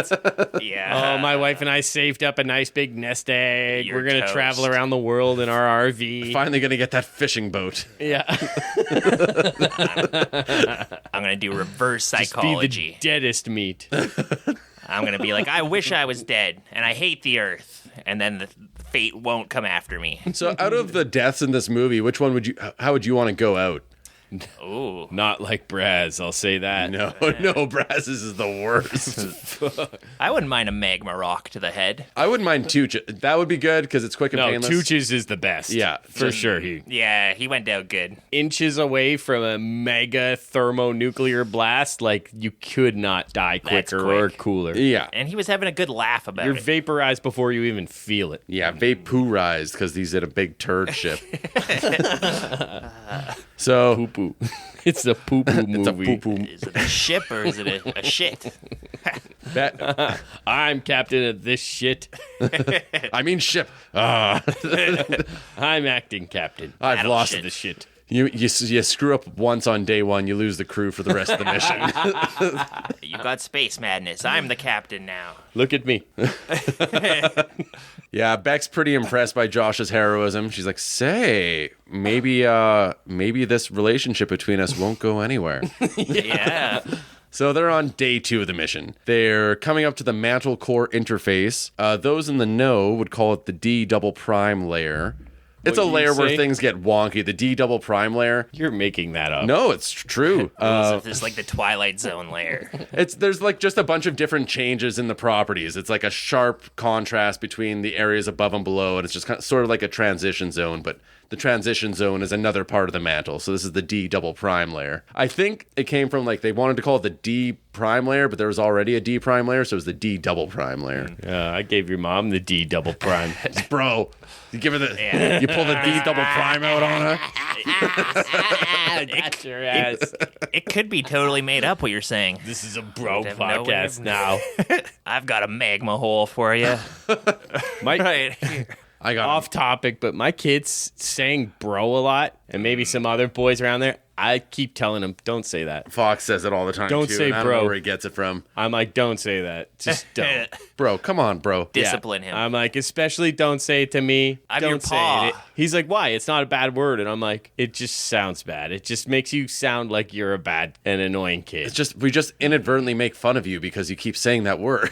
We don't want to make fun of your son. But Kids, here we don't go. say bro. Quit saying bro. Bro, they're going about their business, synchronizing some bombs, things that they probably should have done earlier. But now they're flying into a diamond field. There's like diamonds the yeah. size of Texas or whatever she said. Like, Yeah, this is kind of her Han Solo scene where he's dodging in the asteroid field. This is the underground equivalent of the asteroid field scene where she's like, I don't know if I can pull between these two diamonds. And you're just seeing it on her little crappy display. It doesn't look, yeah. And sometimes they'll give you an external shot and it does not look good. No, So, like, what's the deal? They can't just blast through it because the diamonds are, they're too dense, it's I a guess. different It's frequency. too or hard. what? It's too hard of a substance. I guess so. I guess, whatever. I They guess. can't go through hard diamond pockets. and I they know can't one go thing through about open air. rocks. That's the diamonds are the hardest. Yeah, I know they're also a girl's best friend. that's true. They're forever. Diamonds are forever. Oh, but I So know they- we know 3 things about diamonds on yeah, this podcast. that's why you can't bust through them. So they avoid the diamonds. They take a left at Andros. They keep going. It's so again, Josh has got the flippant lines when he finds out about the diamond field. He's being like tossed around in the ship and he's like, "Diamonds? I want some." Give me the diamonds. Like, yeah. God, just Like I mean, you would. seriously though, a diamond the size of a skyscraper. Oh, it yeah. sure would be nice to pull that up with you. It would, yeah. I think it would like destabilize like the Earth's governments and the economies of the world, and there would yeah. be war. Well, now if you all just really discreetly break it up in amongst yourselves. Man, if the De Beers Diamond Corporation gets wind of this, they're assassinating you in your sleep for sure. Oh yeah. By the way, this mission was sponsored by De Beers. Plot twist. They should have had some corporate stooge on board who is the secret heel. Yeah, that should have been Tucci's thing, where he's like, "Actually, I work. You thought I was a famous scientist? I work for De Beers. Yeah, he's got a separate heel turn sort of thing. I've double reverse heel turn." So weapons control is breached. Serge has to save all the bombs, and they move them out of the tail, and Serge he's in the last compartment there, and they want to get him out, but it's compromised, and they need to detach the whole thing because of how the ship is made, I guess, if one part is compromised, it's all compromised. He didn't have a good hustle here, I thought, Serge. I thought he should have hustled a little more to not get trapped in this compartment. It's like he was trying to die. Yeah, he runs back into Gray. He's like, I gotta get my notebook. My notebook. Oh, my contact lens. My precious. Yeah. Got a crack team to get me out of here. I It's can't just see his kids' anything. drawings, man. You go back and see your kid, you'll get more drawings. Yeah. I promise you. Trust me, they've made but another 50,000 in the time you've been on this mission. Diamond. Yeah, does it. exactly. Those kids, all they do is they make drawings every day with the crayons. I know, and I got to put them all on the fucking fridge. It's so. Sometimes we'll throw I'm a stickler about decorating my place. we'll put some of the older drawings that aren't really kind of whatever. We'll put them in the recycling. We've been trying to get our kids to help out with chores more. So when they do the recycling and they see like one of their drawings, it's always like no, what's this doing in here? This can't be in here. I'm like, oh, so how'd that get in here? Let me just hang it back up on the fridge where it belongs. There you go. They're like, this was from my blue period. How did you get rid of this? Kind of makes you just want to preemptively go and make sure that there's nothing like that in there before I send them to. Daddy's putting this in the special filing I cabinet. know. I'm always secretly throwing out toys and shit. Yeah, exactly. I was like, this is a piece of fucking junk. If they don't know about it, well, they might remember it later, like 6 months down the road, just randomly. But chances are you're in the clear. Well, my kid's so sharp, he'll always ask me, hey, what happened to that thing? I don't know. We must have lost it. Oh, yeah, I must have lost it. And then a day later, he'll bring it up and be like, did we really lose that thing? And he knows I'm lying. Kind of sounds like they're full of shit.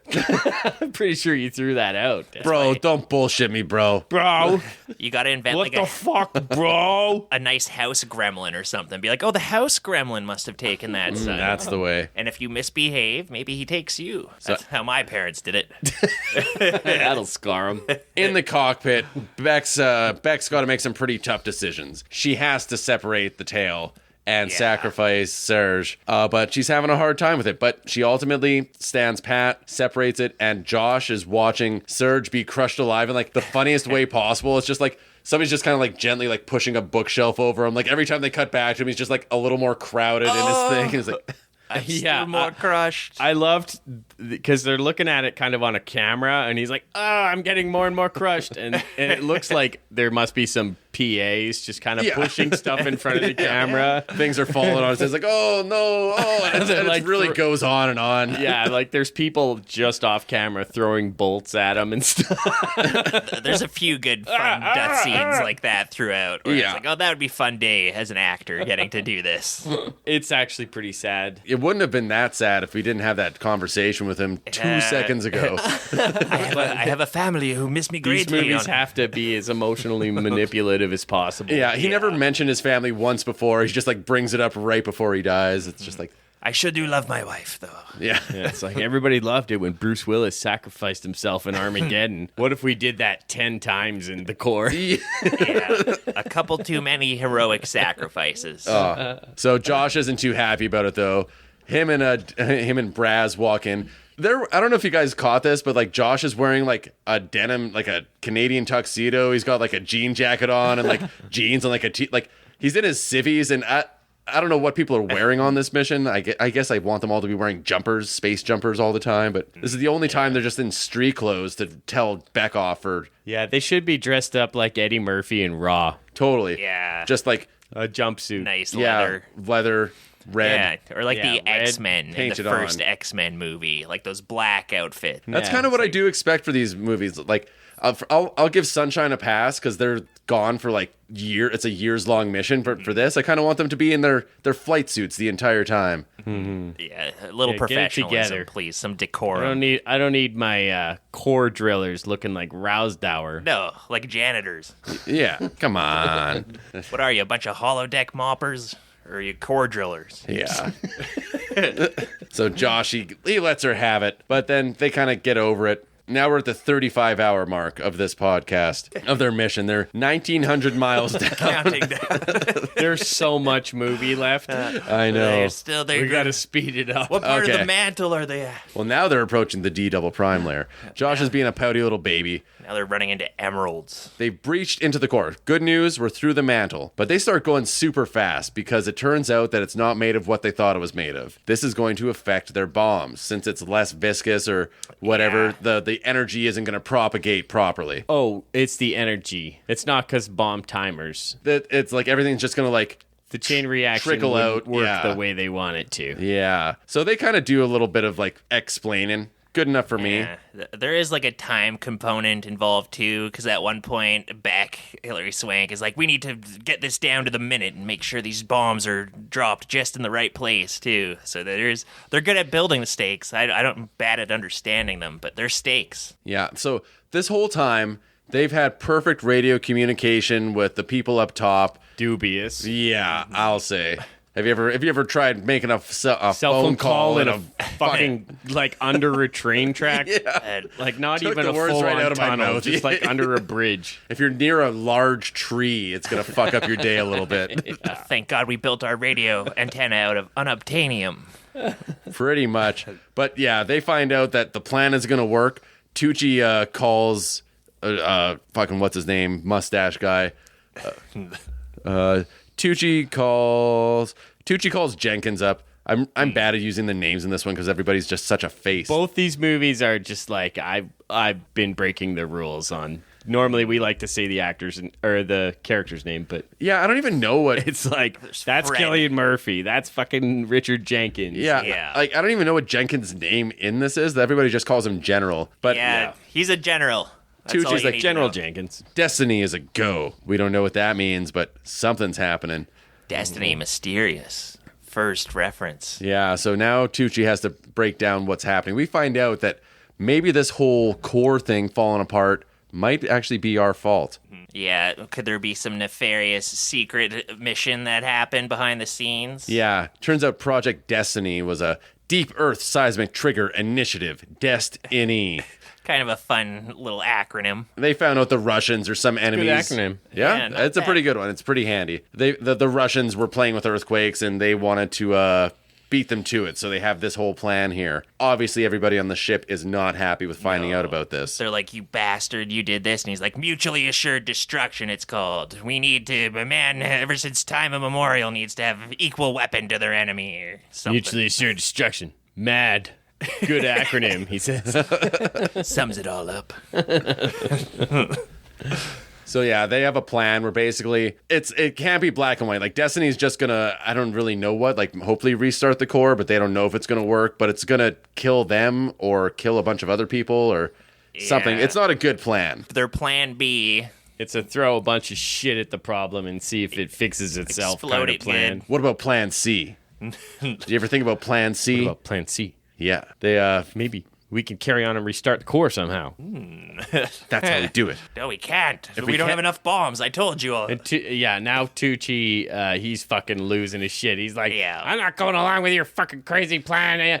We're gonna launch Destiny, and this is got- bullshit. He's just full on freaking out. Yeah. He's got Where's he core gonna madness. You're just waiting for one of them to punch him out. I'm like, who's gonna do it? Probably Delroy Lindo. Yeah. Boom. He fucking should've. punches him out. Like Stanley Tucci, what's he gonna do against Aaron Eckhart and Delroy Lindo? Like I know. Yeah, he's trapped in a turd. He's a tiny man.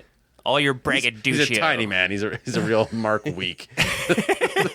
Hey, Tucci, brother, little guy. He doesn't belong on a mission like this. Things are getting much, much worse upstairs. The Earth is being bombarded by microwaves or whatever from the sun. And like, there's this like a thing we didn't need, but like, here's the Golden Gate Bridge. It's being melted by the sun, and like car tires are melting, and like everybody's like incinerated. Delightful. I love it how we always get to see the scene through somebody's eyes, some random person, and it's this guy on the bridge. And basically this like beam of microwave coming down from the sky just hits right in the middle of the Golden Gate Bridge. And you see that guy get fucked up. Yeah. Yeah, Go for a little swim in the old San Francisco Bay. I like that in the Godzilla movies too. And he just like, there's one guy in a train and Godzilla fucks the train up or something. It's just Yeah. like, fuck you in particular. Yeah, that one guy. Fuck You, random. We don't even know if you have a wife and kids that you need to get home to. You were in the wrong We place. hope you do. Yeah. So, The yeah. stakes. Things are bad Better up than top. 6 billion people. Rat, he's freaking out. He's really fretting. He sends a secret encoded message to Josh, and he kind of tips off that it's in prime numbers. He's like, these coordinates are prime. Yeah, these are primed for you. You know what I And mean? Somehow he got it. Yeah, Josh figures it out. The secret message, it's funny. It's like a map, and then just kind of like fades away. I don't know what Josh did to make it, but like fades away to like size 42, like the type of like what your grandma uses to read text messages on her phone. It's just like, oh, looks like you guys need help. Can I do anything? We got the guy in the chair working on it. Yeah, his thing, he's going to shut off the power to this whole project before the general can initiate Destiny Project to give them a chance to do their plan C. Tucci's being a whiny little baby back on board the ship while Braz and Josh are working it through. Then finally something clicks with Tooch. He has a bit of realization that like you don't need one huge bomb, you need 5 small bombs, and you kind of start blow them all up at a certain time, and that might do it. So Create a nice sine wave. Makes sense to me. yeah. Sure. He's like, but can I smoke a cigarette? Then I'll tell you. Yeah. And they're like, fine, smoke your cigarettes. And he's like, okay, now I'm chilled out. Yeah, It's that's like, all you okay, need. I get why he was blowing up now. It's all adding It up. all makes sense. It wasn't core madness. It Every was time- nicotine. He's just nicking out. Every time you think this movie has a bit of a plot hole, it just smooths it over nice and easy. Like a icing on a cake, baby. So back up top, Rat's hacking the electrical companies, hacking every which way to try to kill Destiny, and it's just access denied, access denied, access denied. Level 4 clearance required. He's sweating through his hot pockets. Now we're 42 hours in, 2,600 miles down. Virgil, what they want to do is eject each of the compartments, but Virgil's not designed that way. A compartment's got to be damaged. So now they need some brave soul to go down into the hottest part of the ship where there's no coolant and just flip the manual override. How do you do it? There's only one way in a situation like this, a survivor situation. You got to draw straws. Draw straws. Him, Josh, Dr. Raz, they get the straws out, and, wouldn't you know it? Braz got the short straw. Yeah. But Tucci, he figures something's up. He's like, let me see those straws. And Braz screwed him over. He's like, he wants to volunteer, which I think in a situation, if somebody wants to volunteer, let him do it, especially if it's the guy who built the ship. Yeah, exactly. And you're all going to die anyway. Yeah, exactly. They've all kind of accepted that this is a suicide mission, sort of. Dr. Braz is like, this was my opportunity of a lifetime getting this ship built, and I gotta die with it. I don't know. Like, he makes some kind of impassioned speech. I guess I can kind of buy it. It's funny. Tucci's whole objection to this is that he was going to sacrifice himself by making them all look like fools. Yeah. It's like, if you just said you wanted to volunteer, that'd be fine, but don't make us look like idiots. And I think Aaron Eckhart and Delroy Lindo should have forced Stanley Tucci's character to go into the hot area of the ship as punishment for him being a jerk earlier. Well, this is sort of a sunshine situation where you do want to keep Tucci around as long as possible because he's the bomb guy. True He enough. understands how the bombs work and like the physics of how all of that's going to go down. We might need his science.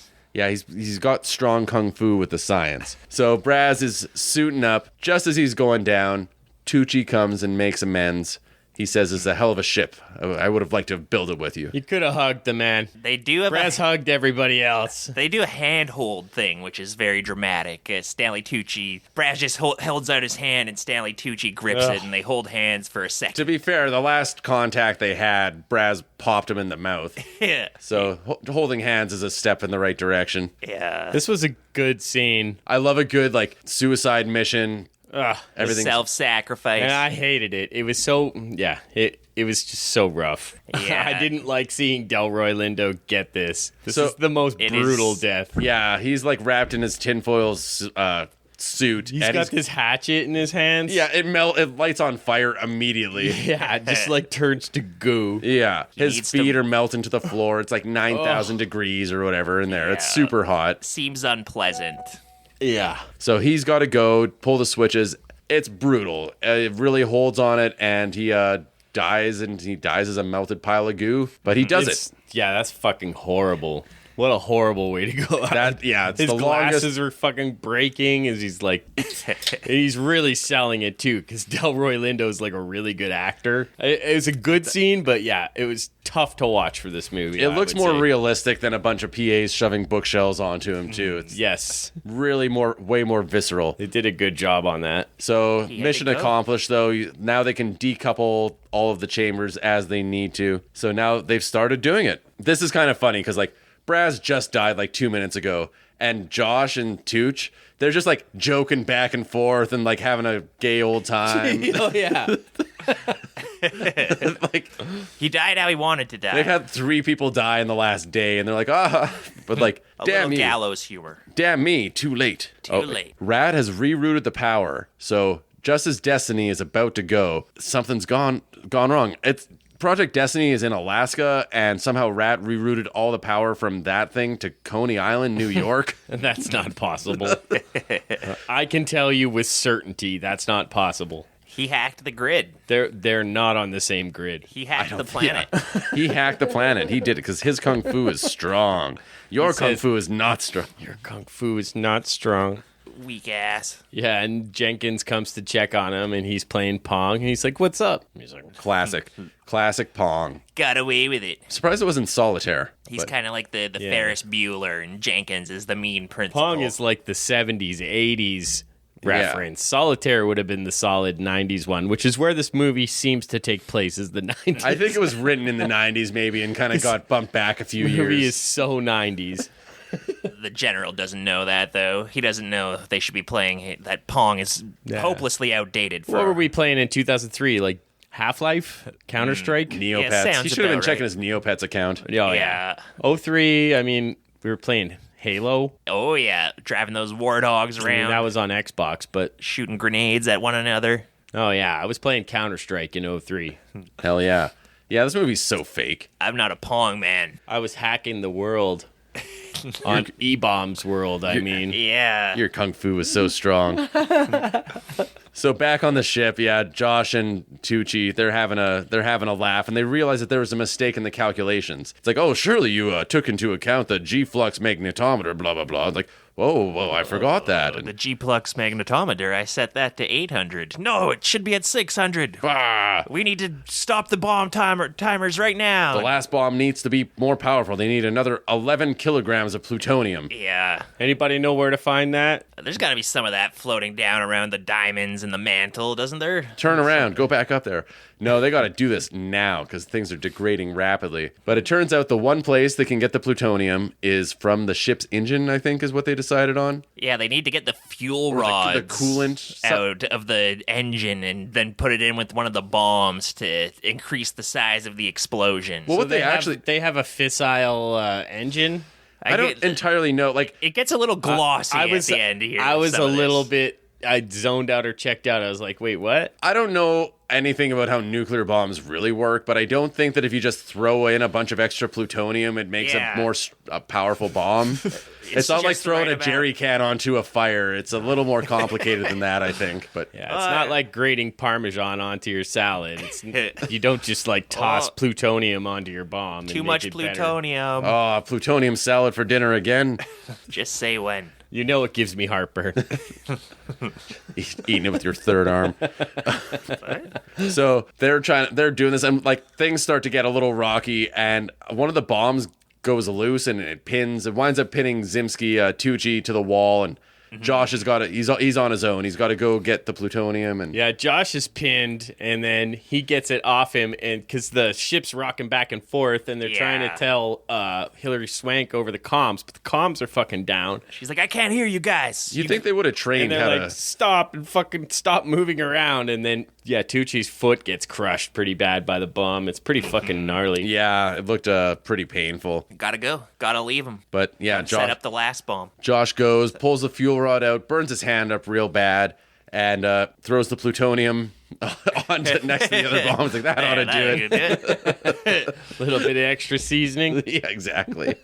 Crawls up. This movie is extra seasoning. It's like you're making a sauce and you put some oregano in, you accidentally dump the whole jar. Just I know. The top came off my MSG thing the other day when I was making sauce. I was like, is this good? And I like saw through time when I tasted it. Now that's flavor. you just turn into dust. You're just instantly dehydrated. No one should ever have that much MSG. 80%. So much flavor. Dust is 80% human skin. So since Josh pulled the plutonium out, the power in the ship is down. He tells Beck why she did it, and she's like, I know why you did it. It's okay. It's okay. Yeah. We'll just die here together. This is their like cheesiest moment in the movie together. The closest they come to maybe some kind of love scene. Her like, him wounded. Like in the her- movie really sets it up that they're flirting with each other and have a connection. And yeah, Not never even a pays it kiss. off. Not even a chaste kiss. A chaste kiss. That's no. Could have had it. Could have She's had a it. professional. She is in a man's world. She's a woman, and she can't be kissing everyone. If I'm... Be smooching all the men. We don't do that in our meetings. I don't care who I'm on a ship with. If I'm in the core and we're gonna die, we're fucking. Yeah. Yeah. Yeah, the only thing I could think is maybe Drop trout, Delroy. We're going. there's just maybe not enough oxygen in there to get blood pumping all the places it needs Good. to go. The sooner I die, the better. I ain't going out not fucking. Yeah, In a nuclear blast in the core of the earth. that's true. Yeah, I'd just be in the corner furtively masturbating the entire mission. Why is that guy here? It's like we're talking about making love when we die. Just deposit in the plant. We need him there to give the Jizmopper a job. Yeah, It's kind of, I knew you brought me along for a reason. I'm producing coolant for the ship's engine. well, yeah. Delroy Lindo's just a kook living by himself in the desert. Who knows all the different things he tried to make his engine go with? Yeah, he was kind of a first and last resort. So Josh has a brilliant idea. It might just be crazy enough to save their life. Since the unobtainium gets its power from the heat or something, then they should be able to power their laser blaster, but not their... It's a superconductive or Yeah. something. Yeah, it's a superconductive something. It is in Avatar anyway. It can do all kinds of things. You need it to stop an arrow.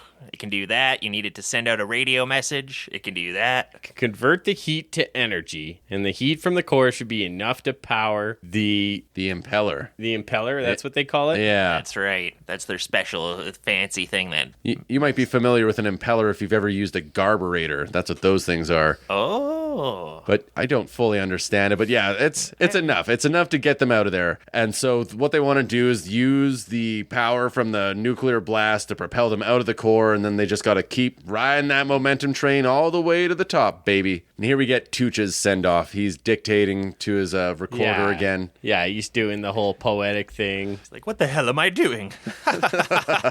This is a great scene, and he gets the one fuck in this PG-13 movie, this aggressively PG-13 movie. Totally. He gets a fuck, and it's a well-placed and well-timed one. Yeah.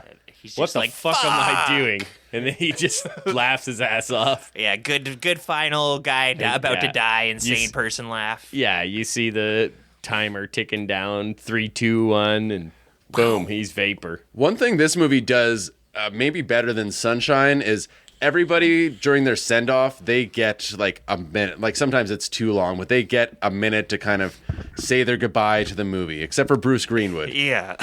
Yeah, You're this still is- here. Well, it's that kind of movie. This is a movie that's playing for the back row. It's Yeah, playing for an totally. audience. Did you catch that? Sunshine's not really. It tries to defy expectations. Yeah, and this movie's like half an hour longer than Sunshine too, so it really takes time in a lot of different It's places. fucking long. Every character in this movie gets their, really long. their neat little 3-beat arc or whatever, their own little drama. So yeah, the nukes go off. It's working. It's turning. The core's turning. Wow. And Josh and Beck, they get blasted out of the core, and they're riding their magma flows. It's kind of like Escape from L.A. when Snake Plissken's riding that, Yeah. just doing his radical surfing. Now this is pod racing. Yeah. We're going 42,000 kilometers right now. We'll just ride these magma flows all the way to the surface. And it seems like they'll be there in like 2 minutes flat, but it's really 16 hours, and I'm glad they didn't really belabor that whole thing. Instantly, as soon as the core is turning, everything on the surface is back to normal. So that's good. But they get lodged. They do. In a tectonic plates or something. They get lodged in some tectonic plates. yeah, and this is a little tidbit that drove people insane. It's like, oh, there's no space between tectonic plates, but it's like, We're trapped. yeah. But they come out somewhere near Hawaii, but as soon as they get out in the ocean, they lose power. So now they're stuck. Yeah, because Wah, it's cool wah. down at the bottom of the ocean. Yeah. So now they're just sitting down there in the bottom of the ocean, and now it's like, okay, now you're going to fuck, right? No, we even get a bit where like You have a couple minutes to figure your way out of there. You got time. You guys are so... That's why you don't fly NASA's spaceship. There's no time for fuck when you're doing this. You have to Man. be doing calculations. No, there's no way. You're not going to tell me that those astronauts aren't all fucking and sucking each other up there. They are. Well, I know there's They some are. of them. that's the Patreon tier for Mir? NASA live streaming. You're going to tell me up in Mir Yeah. that it wasn't a big gangbang? They got those Russian Vodka showers, babes up there. vodka, caviar, whatever else those astronauts eat. Roll around it until you're numb. Okay, let's assess.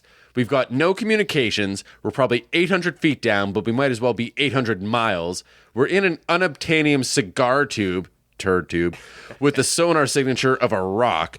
We've just got enough power to make the ultrasonics burp, but no one's listening on those frequencies anyway, and nobody even knows we're alive. Oh, she What are we sounds going like to a do, little brat. Josh? What are we going to do? Well, Yeah. you know what helps me think, Beck? Put on some Marvin Gaye. What's going Barry on? You White. can do something with your mouth that isn't bitching at me to figure out a solution. It's a good thing Serge left all of his Sade records behind. Knew we'd need these. Yeah, Oh, yeah. while this is going on, like in the control room, the Apollo 13 control room, they've been monitoring all this happening, and they lost the blip of these two. So they're like, oh, they might be dead. Could be all over. Yeah, they have a bit of an idea of where they are, but it's a pretty big ocean. I don't know if you know that, guys. It's a pretty big ocean. Yeah, we've barely even mapped out the ocean's depths, so They yeah, go- it seems highly plausible that they would never be able to find them. So, They go to where they were last blipped. Yeah. There's no way. There There's no is way some- they could find them. Not within a short amount of time, anyway. It's funny too because Jenkins is there, and they look around for like 5 minutes, and he's like, "Okay, this is a lost Guess they're cause. Let's dead." give it up." Yeah. yeah, and he's got his best buddy Rat there They're with only him, the too. biggest heroes in the history of humanity. Forget about it. We did all we could. Yeah, mission accomplished. 20 minutes. Let's go eat lobster. It was a top secret mission, so And Rat's just there, but like, no, there's got to be a way.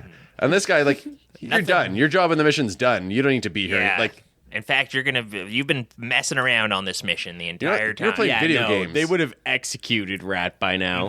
oh yeah, they can't have this guy. unreliable. Exactly because of what happens at the very end of the movie. They're not going to let this guy. That's a loose end they'd be tying up quick. Oh yeah. He'd be defenestrated. He'd be falling out a window or drinking some polonium tea.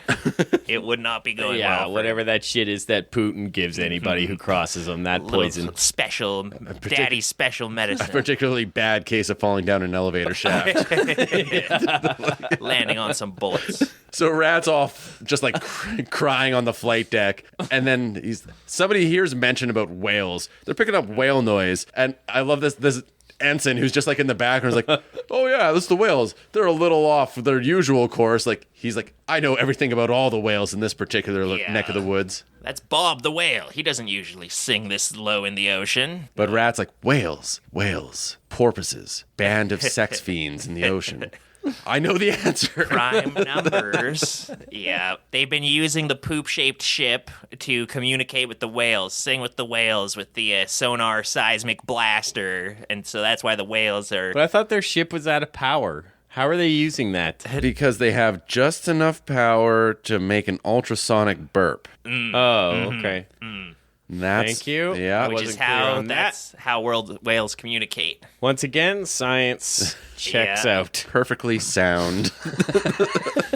And so, I see. I was confused here. I legitimately thought for a while that it was the whales because when they're going down, they're like, "Oh, the whales are singing to us," and then they come out, and I was like, "Oh, the whales are showing them where they are to help." like Lassie guiding them. Yeah. Be like, "Oh, the whales are like, thank you for saving our world," and I was like, "This is the best ending." I mean, that is what happened. Like, they science it up a little bit, but it's like the whales saved the day. It's But beautiful. I thought that the whales more deliberately were like, "We love you, they America." recognize, yeah.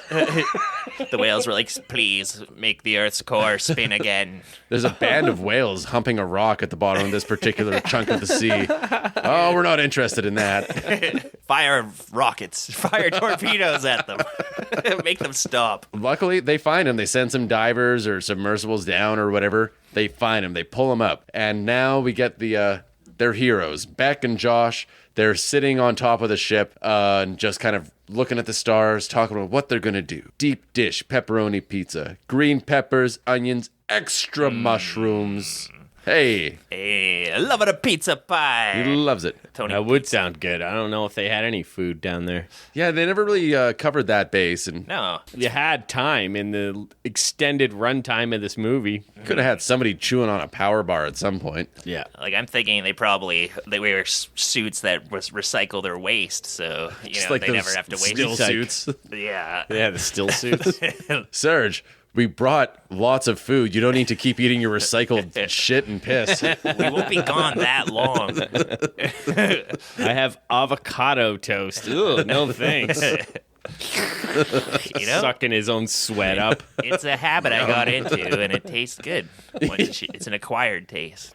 So Beck, she laments the fact that the world will never know what heroes Bob and Serge and Braz were. Unless something should leak out or something. Yeah. Say. Now, We get the final scene where Rat, he sits down at a cyber cafe. yeah, that was a Remember those? throwback. Oh, yeah. Oh, that's what that was. Makes sense. I was Everybody's on their computers doing cybering. They're cybering, Yeah, they're they're ASLing. Doing the ASLs every which way, yeah. Do you guys ever do cyber cafes? You ever do the cyber? No, excuse me. never had a reason to. There was I one. was an early internet adopter, so I always had it at home. We headed down to the video store down here, had a computer hooked up where you could go play like Half-Life or whatever. I think we had our internet as well then, but not good enough for like playing a Half-Life or something online. Yeah, you had to get broadband. Yeah. I was early on that. Wasn't until a little later that we got that. I did a little bit in traveling around this time where if you go somewhere, it's the only way you could use the internet if you wanted to send an email back home or something like that. Yeah. Yeah, they're popular in lots of spots around the world, eh? But yeah, Rat walks right off the set of a Jamiroquai video. He's got like a bucket hat on and like sunglasses. Yeah, he's kind of got like he almost- Virtual insanity. Look it up, kids. Yeah, you won't disagree. He dances in a room, but the room's always moving. What's going on here? So he uploads Unsung Heroes doc to everybody in the cyber cafe, and he's got this is definitely a trailer line where he's like, here we go, and he hits the button and Yeah. everybody's computer starts lighting. I was like, what's this? A cartoon mouse pops up on all the computers. He hacked them all. Destiny meet world. World meet destiny. So he leaked the whole thing. Yeah, and to me Figure it's he like must have CC'd Julian Assange. Or like, Yeah. gets a card and it's like, we're doing a special WikiLeaks initiative. And it's Julian Assange. he's like, I've barely invented that. I'm looking for a group of extremely talented individuals. Yeah, it did make me wonder because I'm like, why? What's even the benefit of keeping this mission a secret at this point? Like, you would think the government would be like, we as Americans have just discovered this new craft, and we were able to go to the core of the Earth and restart the Earth. Like, Oh, apparently they're still in the Cold War and fighting over destroying the core for some reason with Russia. This movie's so fucking silly. you thought the Cold War ended? Mad, perfect, Mad. acronym. We'll always be mad. So yeah, there's a whole bunch of news broadcasts, and people have been like, oh, so-and-so's a hero. Turns out a hero. Turns out America did Project Destiny? I like how it has like a point on the map where he's in Venice Beach, I guess, in California, and it's pointing to all these different places, and it's like, now it's in Le Monde, and you hear like French people talking, and it's like, now it's in Al Jazeera, and you hear Jazeera people broadcast. talking in Arabic or whatever. The entire world loves it's kind of like the end of Captain America. It's just these hacker graphics. It's hard to actually describe how absurd they are, but they're just my favorite. It's so hard to if make you just watch hacking... a super cut of all the rat scenes from this movie, it's the best. Oh, yeah. Yeah, I'm sure. It's hard to make hacking look cool because it's really just somebody sitting at a keyboard and looking at something that's totally made up. I don't even believe in hackers anymore. It seemed like for a while there, hackers had so much power and everybody talked about hackers and they're hacking this, they're hacking that. And now it's like, What the fuck can they do? Steal somebody's fucking iPhone photos 20 years ago? That happened like once. Where are the hackers? They're not helping anybody. They're not doing anything. That's At best, they're stealing your grandma's banking information by like actually phishing her. Yeah, maybe it's not that hard to do. Maybe they're erasing their late fees at their local library or something like that. Nothing useful. Fucking hackers, hear us out. Do something. Yeah, not on us. Destroy everyone's credit card debt. Do something. Actually do something. Oh my God, can you imagine? Somebody should make a movie where the plan is to destroy everybody's credit card Or debt. erase all the student loans. Like, that shouldn't be that hard to do. If you were even 1/1,000,000th the hacker rat is, you could do that. Yeah, you exactly. fucking pussy. Makes you wonder why Rat hasn't done that. Because Rat turned out to be a bad guy. Once he got unlimited Hot Pockets, then he just turned his back on the world. That's true. He spent all of his money on NFTs. Should say that the first indication that we know that it's a rat in the cyber cafe, he slams a Hot Pocket down on the table before he sits down to do his little hackathon. Kind of my signature food. Open palm, slap that Hot Pocket down. You know you're down for business. Yeah. So now this movie ends in like the coolest way possible. And this was surprising. It's a 30 Seconds to Mars song. I didn't realize they were around back in 200003, but I guess it's like their first or maybe second album. Man, they're ass. It's they're garbage. not good. It's like it's a weird like emo. It kind of reminded me of the song at the end of Electra, just like early 2000s era rock song thrown in. It doesn't really fit the vibe. A little bit electronic. It's like Nine Inch Nails if like you remove Trent Reznor's testicles. Yeah. I was the demographic for 30 Seconds to Mars, and I just did not vibe with them. Like, I was into, like, hardcore and, like, bands like that, like Alexis on Fire, and 30 Seconds to Mars missed me with that. All right. Take that, I never Jared did it. Leto. No, I never liked any music like that, so I'm not the demographic, I suppose. Speaking of demographics, that was The Core, 2003. We had some fun solving some of Earth's problems, didn't we, folks? Turns out you just gotta dig deep and blow it up with some bombs. It's not so different than winning a football game. You just got to dig deep. Get down in there. So, yeah, this kind of wraps up our two-part conversation on movies where you need to save the Earth by restarting something. We did Sunshine, we did The Core. What do you guys think? Who did it better? Which one did you prefer? Which nuke large object movie is better? Yeah. Mitchell? It's hard to say when you put it like that. Yeah, these movies do compare well together. These movies are both. I kept thinking of like Apollo 13 while I was watching them. They're that kind of crisis after crisis happening on a ship, and you have to jump from one to the next, kind of sorting the whole thing out. They do have a kind of different vibe. I don't know. Overall, I think I probably had more fun with The Core, though. It's a less of a meaty movie. Sunshine's got some more meat on those bones, but I was laughing my ass off watching The Core, laughing at all the tropes, all the plot developments. It felt like there's very little at stake because it felt like here's a made-up problem, and now here's a made-up solution. Here's our next made-up problem, and here's our next made-up solution. There's a lot of just going from made-up problem to made-up solution, but as a non-scientist, I can't poke holes in their science, so I do kind of have to give the thumbs up to The Core, I think. Alrighty. What about you, Luke? I enjoy both of these movies too. The Core was a lot of fun. It's very stupid. It's definitely a throwback to an earlier era of blockbuster filmmaking. But Sunshine is a pretty fucking special movie. I still have a little bit of issues with the very last act of it. Some of that stuff just feels a little bit unfinished, a little bit rushed. I'm not too sure what happens in all of it. I'm like, I need somebody to explain this to me maybe after a second viewing. Like, first viewing, I thought that, and then after second viewing I still kind of felt that way, so I was like, maybe it's not just me, maybe it's a bit of a fault on the movie, but no, I still hands down, got to give it to Sunshine. If I'm gonna watch one of these movies again, it's gonna be Sunshine. That I could watch that movie again and again. I think that's a really fucking good movie. One of Danny Boyle's best.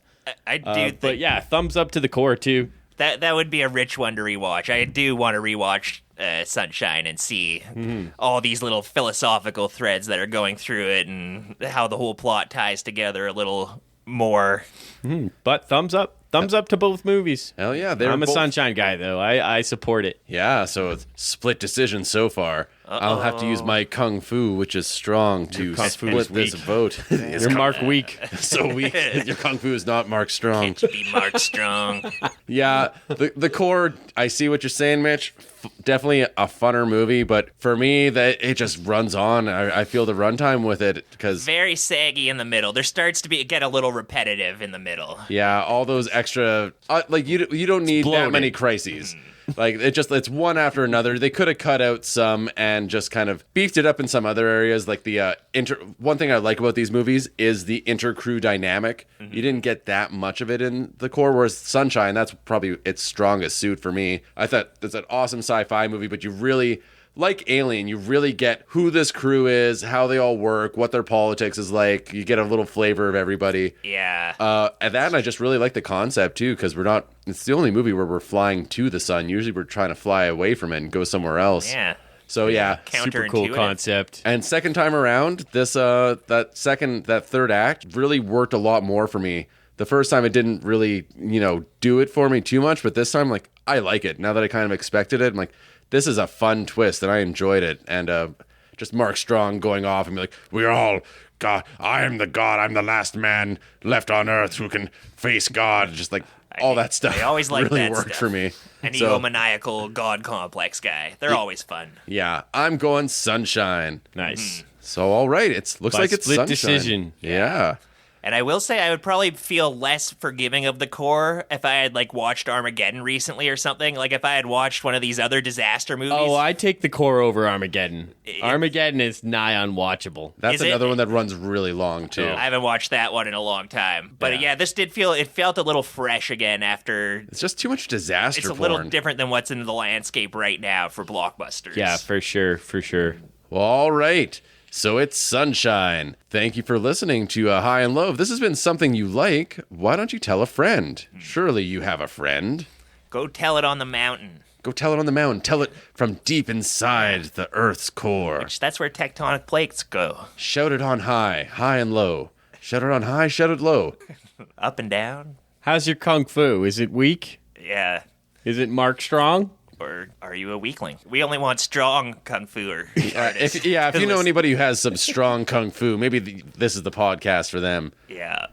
If you need something to listen to while you're flying around in your turd ship, throw on some High and Low. Getting flushed down the Marianas Trench in a turd. If you're Jeff Bezos or... That's a rich guy. You should hobby. probably listen to Daft Punk or something. It might be better, but the High and Low movie show is pretty good in that case, too. Some people say diamonds the size of Cape Cod are a girl's best friend, but we all know that the High and Low movie show is the best friend for those people who need some more friends. Yeah. If you turn this podcast up to an ultrasonic frequency, you can level a mountain or dig as deeply as you want to. It might attract some whales. Yeah. So maybe don't listen to it on the open sea. Yeah, no, we don't want to actually harm the whales or disturb their migration or communication patterns whatsoever. So keep it out of there. Just keep it land-bound. Yeah. But thank you for sharing This it. is a terrestrial podcast. It's equally disturbing for human ears as it is for whale ears, but Well, all right, so that does it for this pairing. I guess I was going to ask somebody else where we're going next time, but we have secret special guests coming on, so I'll just tell them we're going to some gambly town for our next movies. Gambly Town. is it We're going to Vegas? Gambly Town. Is it Atlantic City? We don't. It could be either one. We're going to Gambly Town, USA. So get your cards, get your chips. We're going to talk gambling movies. Our high is going to be Rounders, and our low is going to be Two for the Money. So, Three to get ready, go, cat, go. hey, baby, Vegas. Let's go to Vegas. Las Vegas. Hey, Vegas, it's a hell of a town. The showgirl's got a real nice bottom. So until next time when we go to Gambly Town, this has been the High and Low Movie Show. Check us out on socials, everywhere else. Until next time, I'm Vaughn. I'm Mitchell. I'm Luke. Smell you later. Bye.